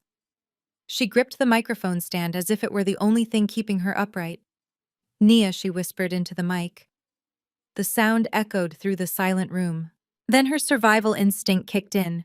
Her face twisted into a sneer. She pointed a finger at me. Security, she shrieked. Get her out of here. That is her. That is the woman who is stalking us. Get her out. No one moved. The security guards stood by the walls, their arms crossed. They worked for the venue, and as of yesterday, the venue management had been informed that the new owner of the Vance estate held a controlling interest in the hospitality group that managed this hotel. They were not going to touch me. I walked up the stairs to the stage. Brittany backed away, stumbling in her high heels. Stay away from me, she yelled. You are not invited. This is a private event.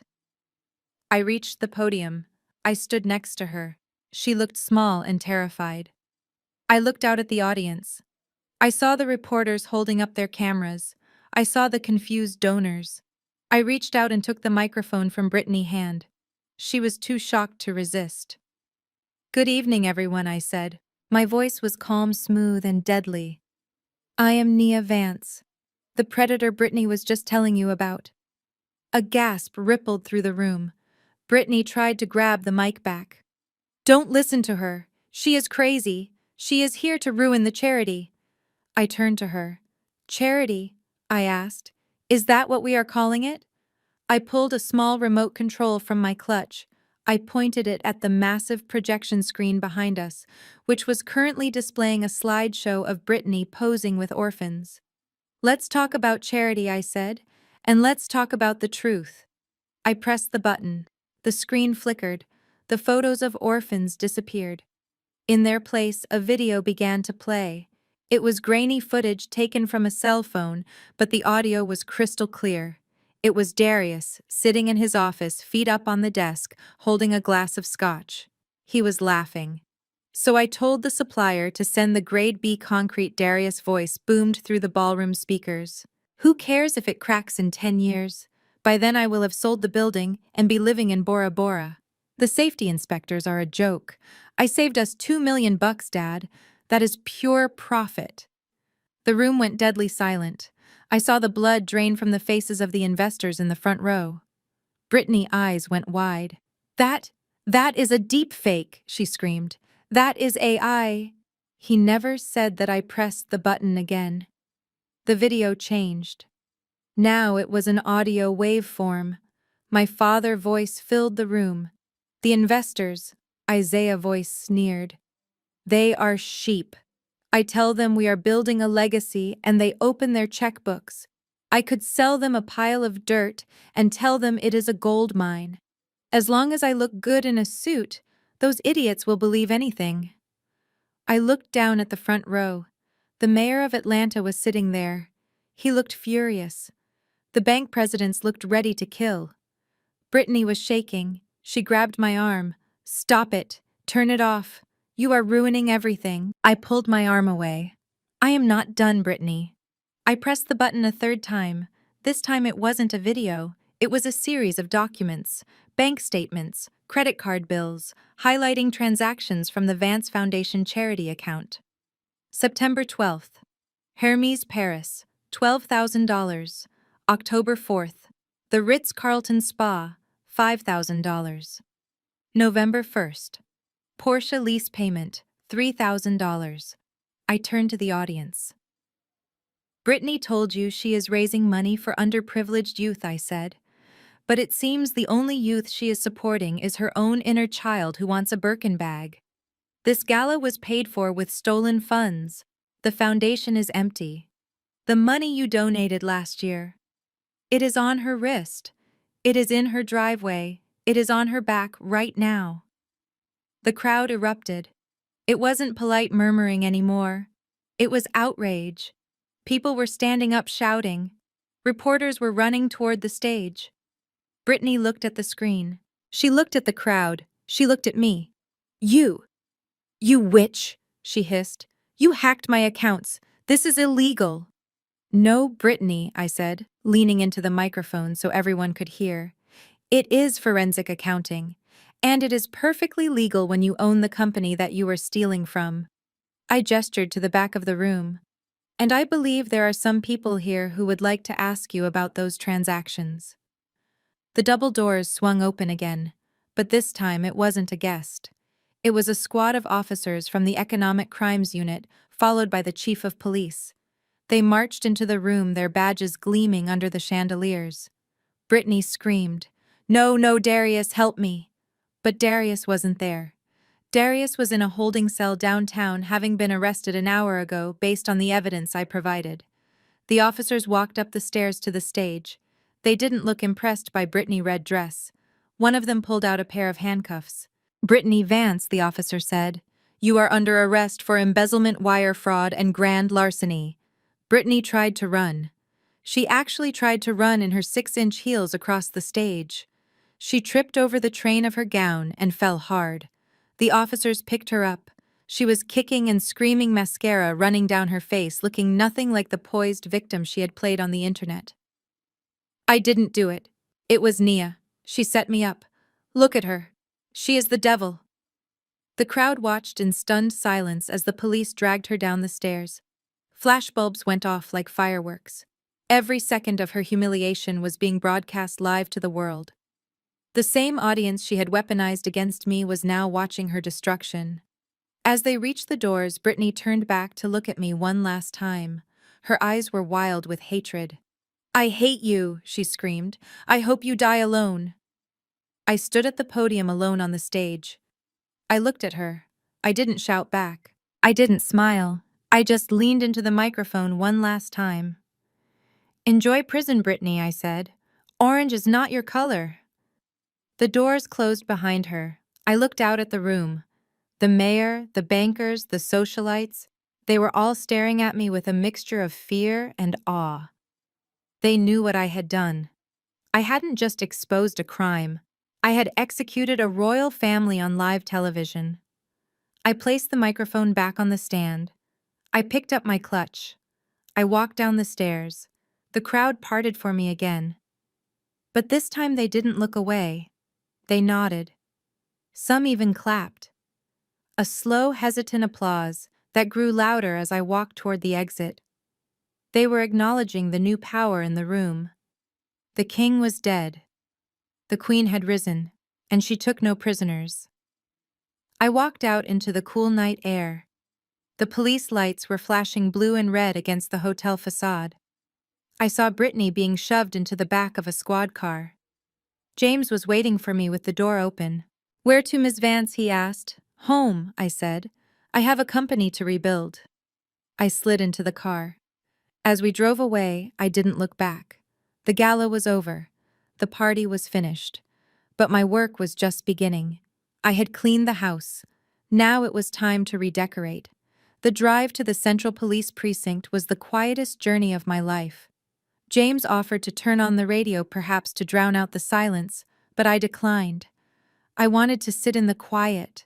I wanted to savor the feeling of the heavy, suffocating weight that had pressed down on my shoulders for 32 years finally lifting. My family had been an anchor dragging me to the bottom of the ocean. Tonight I had cut the chain. When we arrived at the station, the scene outside was a circus. The live stream of Brittany's arrest had gone viral, and the revelation of the fraud at the gala had turned the Vance family name into a trending topic for all the wrong reasons. News vans lined the curb, their satellite dishes pointed at the sky like hungry mouths waiting to be fed. Reporters were shouting, jostling for position, desperate for a quote or a glimpse of the fallen dynasty.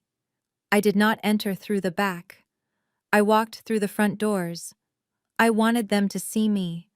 I wanted the world to know that while the Vance empire was burning, the architect of its destruction was walking through the fire without a scratch. Inside the precinct was a hive of controlled chaos. The fluorescent lights buzzed with a harsh, clinical glare that exposed every flaw and every fear. I was ushered into the viewing area of the processing center by the captain, a man who had seen enough white-collar crime to know that the suits were often dirtier than the street thugs. I stood behind the glass watching the final act of the tragedy play out. They brought Darius in first. He was no longer the arrogant prince who had sipped scotch and laughed about using substandard concrete. He was a broken, terrified boy. His expensive Italian suit was rumpled, his tie missing, his wrists bound in cold steel. He was weeping openly, a snot-nosed, heaving sob that echoed off the concrete walls. As the officers pushed him toward the booking desk, he saw our father. Isaiah had been brought in for questioning, sitting on a metal bench, his head in his hands.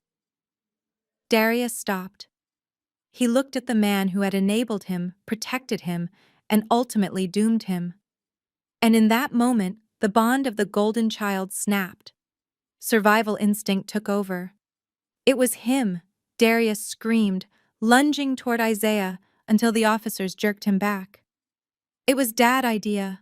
He told me to do it. He told me to cut costs. I didn't want to use the cheap concrete. He made me. Isaiah looked up, his face gray and hollow. He stared at his son, the boy he had chosen over me, the boy he had sacrificed his morality to protect. Darius, Isaiah whispered, his voice trembling. How can you say that I did everything for you? You ruined me, Darius shrieked, spitting on the floor. You told me we were untouchable. You lied. You are the reason I am here. I am not going to jail for you. I will tell them everything. I will testify. It was all him. I watched through the glass, feeling a cold chill settle in my stomach. There was no loyalty among thieves. The moment the pressure applied, they turned on each other like starving rats. Then the doors opened again. 2 female officers dragged Brittany in. She was still wearing her red gala dress, but the hem was torn and muddy. Her mascara had run down her cheeks in black streaks, making her look like a grotesque clown. She saw Darius. She saw the handcuffs. She saw the reality of a 20-year prison sentence staring her husband in the face. Brittany stopped fighting the officers. She straightened up. She looked at Darius, not with love, not with concern, but with absolute revulsion. Darius, she said, her voice dripping with venom. You told me you were rich. You told me you were a genius.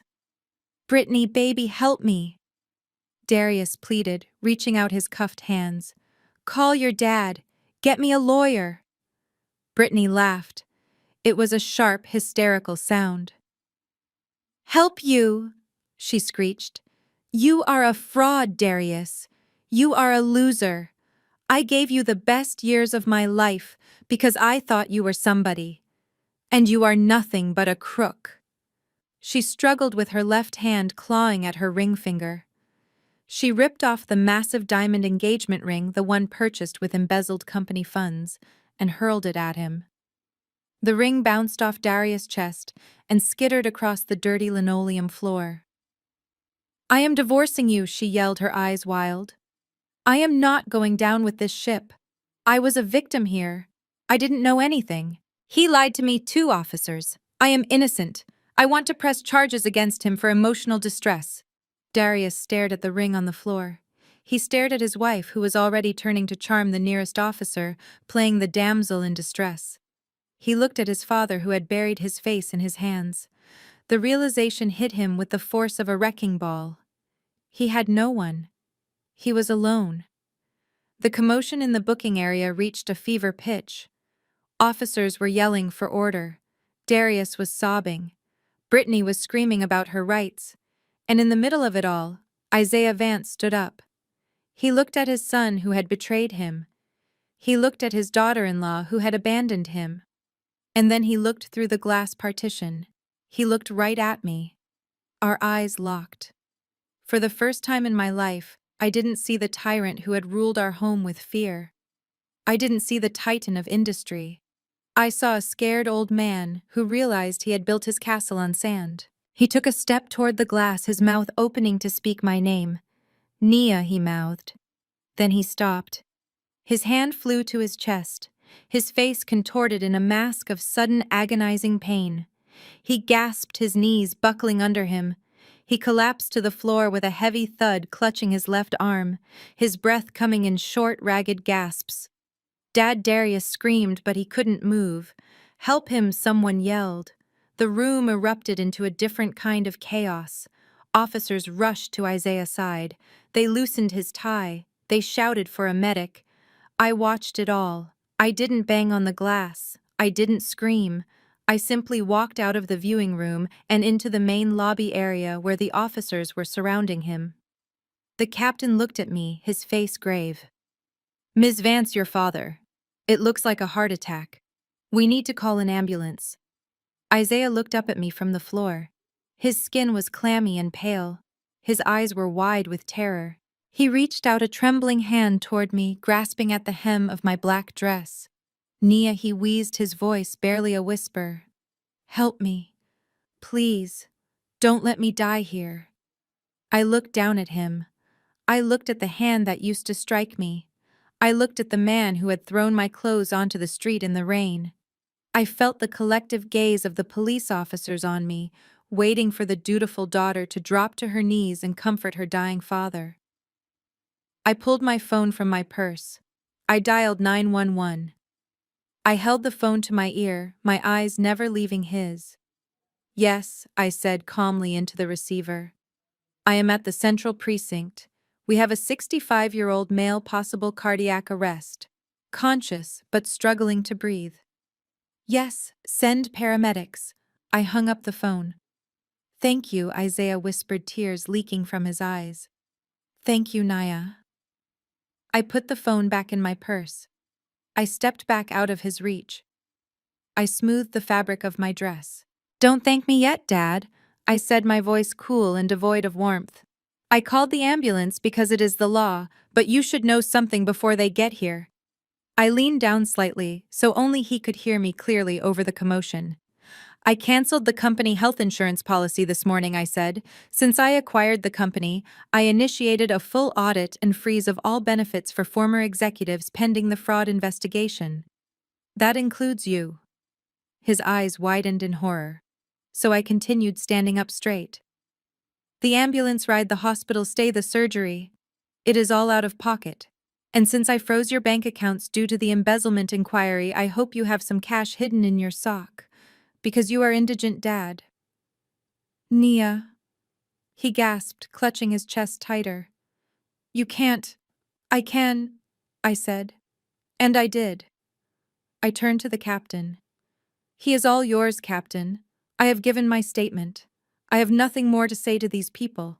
I turned my back on him. I heard him calling my name, a weak, desperate sound that faded as I walked toward the exit. I didn't feel triumph. I didn't feel joy. I felt the satisfying click of a door closing forever. I had not killed him. I had simply forced him to live in the world he had created, a world without a safety net, without privilege, without someone else to clean up his mess. I pushed open the heavy double doors of the precinct and stepped out into the night. The flashbulbs blinded me instantly. A wall of noise hit me, reporters shouting questions, cameras clicking like a swarm of mechanical locusts. "Ms. Vance." Is it true you turned your own family in? Ms. Vance? How do you feel about your brother arrest Nia? Look this way. I stopped on the top step. I didn't hide my face. I didn't run. I stood tall, the lights reflecting off my diamond earrings. I looked directly into the lenses. I let them take their photos.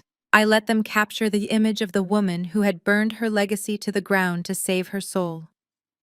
Ms. Vance, a reporter, shouted from the front. What do you have to say to your family right now? I looked at the camera. I thought about Darius crying in cuffs. I thought about Brittany screaming about her ring. I thought about Isaiah gasping on the floor. I have nothing to say to them, I said, my voice cutting through the noise. The rent was due. And they finally paid up. I walked down the stairs, the sea of reporters parting for me. James opened the car door. I slid into the back seat of the Maybach. Take me home, James, I said. As the car pulled away, I watched the precinct disappear in the rearview mirror. The flashing red and blue lights faded into the distance. I was an orphan by choice. I was a villain in their story. But in mine, I was finally completely free. And freedom, I realized as I watched the city lights blur by, tasted sweeter than any revenge. The visiting room at the Fulton County Jail smelled of industrial bleach and unwashed bodies. It was a scent that clung to the back of your throat, a stark reminder that this was a place where humanity was stripped away, layer by layer. I sat on a metal stool bolted to the floor, my hands folded neatly on the stainless steel ledge. On the other side of the thick, scratched plexiglass, my brother Darius sat in an orange jumpsuit that was 2 sizes too big for him. He looked terrible. The confident, arrogant boy who had laughed about cutting corners on construction sites was gone. In his place was a hollowed-out shell. His skin was sallow, his hair unkempt, and dark circles bruised the skin under his eyes. He had been in custody for 3 weeks awaiting trial, and the reality of his situation had clearly crushed him. When he picked up the receiver, his hand was trembling so violently that he almost dropped it. Nia, he choked out, his voice tinny and distorted through the phone line. Thank God you came. You have to get me out of here. It is a nightmare. The food, the noise. I can't sleep, I can't breathe. I looked at him calmly. I saw the desperation in his eyes, the same desperation he used to have when he begged our father for money to cover his gambling debts. But there was no father to save him now. I tried to call Dad. Darius continued, tears spilling down his cheeks. But his number is disconnected. And Brittany, she filed for divorce. Nia, she won't answer my letters. You are the only one left. You have money now. You have the best lawyers. Please, just post my bail. I will pay you back. I swear. I listened to him beg. I watched him unravel. Part of me, the part that was still the big sister who used to tie his shoes, felt a twinge of pity. But then I remembered the workers falling from the scaffolding. I remembered the fraud. I remembered him mocking me at the retirement party. I am not here to bail you out, Darius, I said into the receiver. He froze. Then why are you here? To say goodbye, I said. And to give you some advice. Advice. He slammed his hand against the glass. I don't need advice. I need a lawyer. I need to get out. You don't need to get out, I corrected him. You need to stay in. For the first time in your life, Darius, you are facing consequences. Dad spent 28 years shielding you from reality. He paid your grades, he paid your debts, he paid for your mistakes. And look where it got you. You became a man who thought he could risk human lives for a sports car. No, he sobbed. It wasn't like that. It was exactly like that, I said. You are safer in here than you are out there. In here, you can't hurt anyone else. In here, you have to make your own bed. You have to follow rules. Consider this a tuition fee for the education you never got. 5 years in prison will teach you more about responsibility than a lifetime in the corner office ever could. 5 years, he whispered, his face pale. If you are lucky, I said. The district attorney wanted 10. I convinced them to offer a plea deal for 5 if you allocate against Dad. You You made a deal. I stood up, I smoothed my skirt, I cleaned up the mess, Darius, like I always do. Enjoy the silence. You have a lot of thinking to do. I hung up the phone. I didn't look back as the guard pulled him away from the window. He was screaming my name, banging on the glass, but I kept walking. I walked out of the jail and into the bright, blinding sunlight of freedom.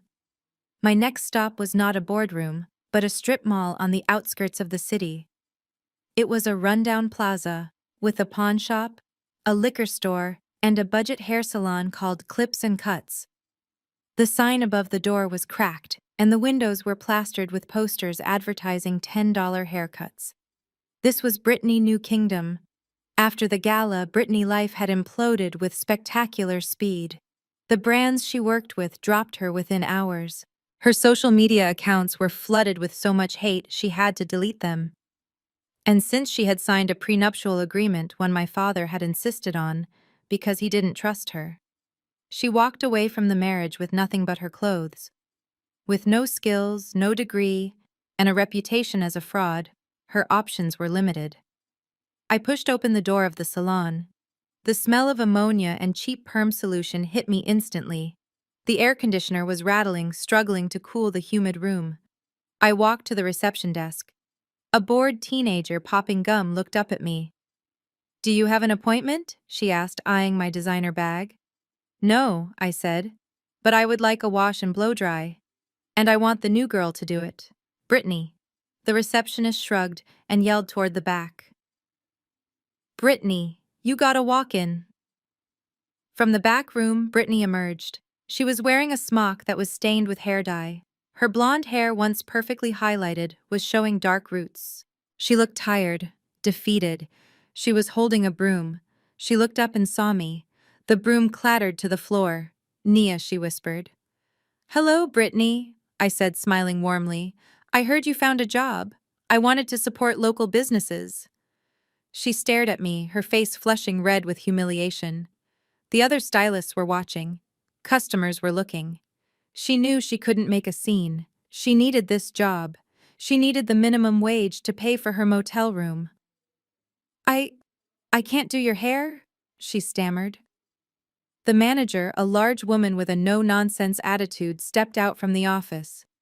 "Brittany, get the lady in the chair," she barked. "Or you can clock out and not come back. We have customers waiting." Brittany swallowed hard. She looked at the manager, then at me. She lowered her head. "Right this way," she mumbled. I followed her to the shampoo bowls. The leather on the chair was cracked. I sat down and leaned my head back into the cold porcelain sink. Brittany stood over me. I could see her hands shaking. "Water warm enough?" she asked, her voice tight. "It is a little cold," I said. "Make it warmer." She adjusted the nozzle. She turned on the water and began to wet my hair. Her hands, which used to hold champagne flutes and swipe credit cards, were now massaging cheap shampoo into my scalp. I closed my eyes, enjoying the moment. This was the woman who had thrown wine on me. This was the woman who had planted a wallet in my pocket. Now she was washing the grit from my hair. "You missed a spot behind the ears," I said softly. "Scrub harder." She gritted her teeth. I could feel her nails digging in slightly, but she didn't dare scratch me. She knew I could have her fired in a heartbeat. "So how is the single life?" I asked conversationally. She didn't answer. She just kept scrubbing, tears welling up in her eyes. One tear escaped and fell onto my forehead. She quickly wiped it away with a rough towel. "I am sorry," she whispered. I didn't open my eyes. "For what, Brittany? For what you did? Or for getting caught?" She didn't answer. She turned off the water and wrapped a towel around my head. "Come to the chair," she said. I sat in the styling chair while she dried my hair. She worked in silence, avoiding my gaze in the mirror. When she was finished, my hair looked decent despite the cheap products. I stood up and pulled out my wallet. The haircut cost $15. I handed the receptionist a 20. "Keep the change," I said. Then I turned to Brittany. I reached into my purse and pulled out a single crisp $1 bill. "And this is for you," I said, tucking the dollar into the pocket of her smock. "Don't spend it all in one place." Brittany stood there frozen, the single-dollar bill burning a hole in her pocket. It was the exact tip she used to give to valets she didn't like. The irony was suffocating her. I walked out of the salon, leaving her standing in the smell of chemicals and regret. My final stop was not one I made in person. I didn't need to see it to know it had happened. I received the confirmation from the bank while I was sitting in the back of my car. Isaiah Vance had been discharged from the hospital at noon. The doctors had stabilized his heart, but they couldn't stabilize his life. When he walked out of the hospital doors, there was no limo waiting for him. There was no family. He took a taxi to the estate only to find the gates locked. A sheriff deputy was waiting for him. The foreclosure notice I had served was effective immediately. He wasn't allowed to enter. He wasn't allowed to retrieve his suits. Everything inside was now the property of the bank, and by extension, me. He stood at the gate for an hour, arguing, pleading, and finally weeping. But the law is the law, and the law doesn't care if you used to be a CEO. With no access to his frozen accounts and no friends willing to take in a disgraced fraudster, Isaiah had to make a choice. He used the last of the cash in his wallet to rent a room.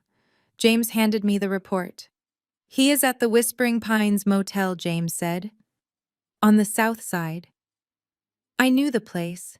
It was a dilapidated complex near the airport where the roar of jet engines shook the windows every 10 minutes and the walls were paper thin.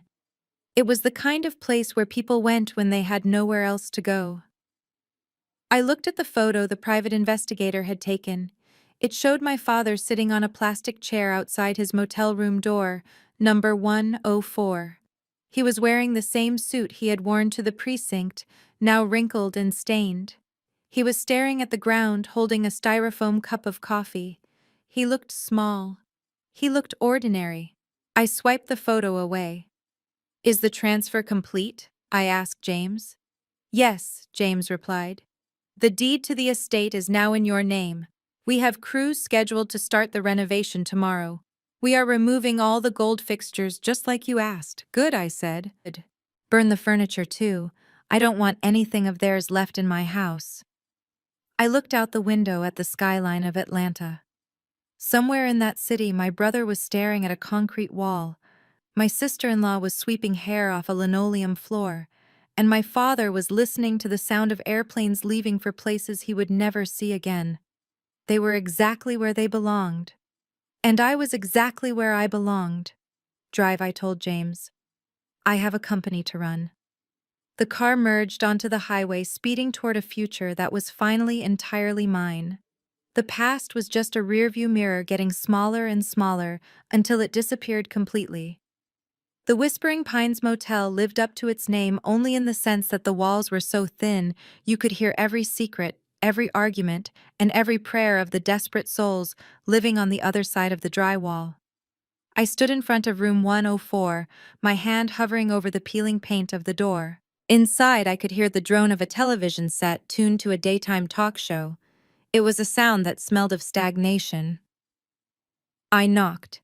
3 sharp raps. There was a shuffling sound, a cough, and then the door creaked open. The security chain was still on, allowing only a sliver of darkness to be visible. An eye appeared in the crack. It was bloodshot, surrounded by sagging gray skin. "Who is it?" a rough voice barked. "It is me, Dad," I said. The eye widened. There was a pause, a moment where I thought he might slam the door in my face. But then the chain rattled and slid off. The door swung open. Isaiah Vance stood there in an undershirt that had seen better days and sweatpants that hung loosely off his frame. The stress of the last week had aged him 10 years. He looked at me then, at my designer bag, then at the sleek car parked behind me in the lot. His lip curled into a sneer. "To what do I owe the honor?" he asked, his voice dripping with sarcasm. "Did you come to see the zoo animal in his cage? Did you bring peanuts?" I walked past him into the room. It was small, smelling of mildew and stale coffee. A single suitcase sat open on the unmade bed. A hot plate sat on the dresser next to a stack of instant noodles. This was the new kingdom of the man who had once ruled Atlanta construction. "I did not come to gloat, Dad," I said, turning to face him. He laughed, a harsh, dry sound. "Of course you did. You won, Nia. You took the company. You took the house. You put your brother in jail. You destroyed your sister-in-law. You are the queen of the ashes. Are you happy now? Does it feel good to see your father living like a rat?" I looked around the room. I remembered the nights I spent sleeping in my car when I was 22 because he wouldn't co-sign a lease for me. I remembered the hunger. "It does not feel good," I said honestly. "It feels necessary." "Necessary," he shouted, stepping toward me. He was trying to be intimidating, but he just looked frail. "You are a monster. I gave you life, I raised you. You housed me," I corrected him. "You didn't raise me. You tolerated me. And the moment I became inconvenient, you discarded me. You threw me away like trash because I didn't fit your image." He slumped onto the edge of the bed, the fight draining out of him. He looked down at his hands. "I did what I thought was right for the family," he muttered. "Darius was the heir. That is how it works. That is how it has always worked. And that is why the family is dead," I said.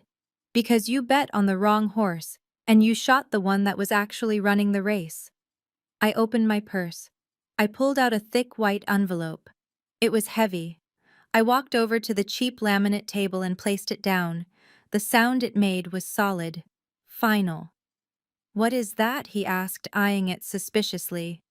"Eviction papers for this dump too." "No," I said. "It is cash. $24,000. He looked up stunned. "That is enough to pay the rent on this room for a year plus food and utilities," I explained. "It is a severance package, Dad." He reached for the envelope, his hands trembling. He opened it and saw the stacks of bills. For a second his eyes lit up with the old greed. But then he looked at me and shame washed over his face. "Why?" he whispered. After everything I said, after everything I did, I took a deep breath. The air in the room felt heavy, suffocating. "Because I am not you," I said. "I don't leave people to starve. But this is it, Dad. This is the last penny you will ever see from me." I walked to the door. "You can use that money to start over," I said, my hand on the knob. "Or you can drink it away. You can gamble it away. It is your choice. You are a grown man. Figure it out." "Nia," he called out. I stopped. If I get better," he stammered. "If I get a job. Can I call you? Can we have dinner?" I looked back at him one last time. I saw the ghost of the father I had always wanted, the one who would be proud of me. But I also saw the man who would stab me in the back the moment he got his strength back. "No," I said softly. "But I am your father," he pleaded, his voice breaking. "And I was your daughter," I said. "But that contract expired the night you threw my clothes in the rain." I opened the door and stepped out. "Goodbye, Isaiah." I closed the door. I heard him shout my name. I heard something shatter against the wall. But I kept walking. I walked to my car, got in, and drove away. I didn't look in the rearview mirror. There was nothing behind me worth looking at. The drive back to the city was like waking up from a long, feverish dream. The skyline of Atlanta rose up before me, glittering in the twilight. It was a city of steel and glass, built by people like my father, but owned by people like me. When I arrived at the penthouse, the sun was beginning to set. The sky was a bruise of purple and orange. I kicked off my heels at the door. I walked across the plush white carpet, the silence of the apartment wrapping around me like a warm blanket. I poured myself a glass of wine. A 1982 Bordeaux. My father's favorite year. He couldn't afford it anymore. I walked out onto the terrace. The wind was cool, whipping my hair around my face. I looked down at the streets below, the cars moving like red and white blood cells through the veins of the city. I felt powerful. Not the frantic, desperate power of my family, but a calm, deep power. The power of someone who has nothing left to lose, because she has already lost it all and built it back better. I turned away from the view and looked at the camera crew I had hired to document the end of this journey. The red light was blinking. Recording. I walked closer to the lens. I looked directly into it, imagining the millions of people who had watched my life unravel and reknit itself over the last few weeks. They tell you that family is everything. I began, my voice steady. They tell you that blood is thicker than water. They use that phrase to shackle you to people who hurt you, who use you, who drain you dry. They tell you that you owe them your life because they gave it to you. I took a sip of wine. But biology is not a binding contract for abuse. I walked over to the railing, resting my hand on the cold metal. My father called me a parasite. My brother called me a failure. My sister-in-law called me a thief. They projected their own sins onto me because I was the mirror they were afraid to look into. They wanted me to be small so they could feel big. They wanted me to be weak so they could feel strong. I turned back to the camera, my eyes fierce. But here is the truth that took me 32 years to learn. Sometimes you have to be the villain in their story to be the hero in yours. Sometimes you have to cut the limb to save the body. I set the wine glass down. I went to see my father today. He is living in a motel room. He is alone. He is angry. And for the first time in my life, I didn't feel guilty. I didn't feel the need to fix him. Because I realized that his failure is not my burden. His karma is not my inheritance. I smiled a genuine, radiant smile. They said I was just a freeloader. They said I had no future. But look around. I gestured to the sprawling penthouse, to the city lights, to the vast open sky.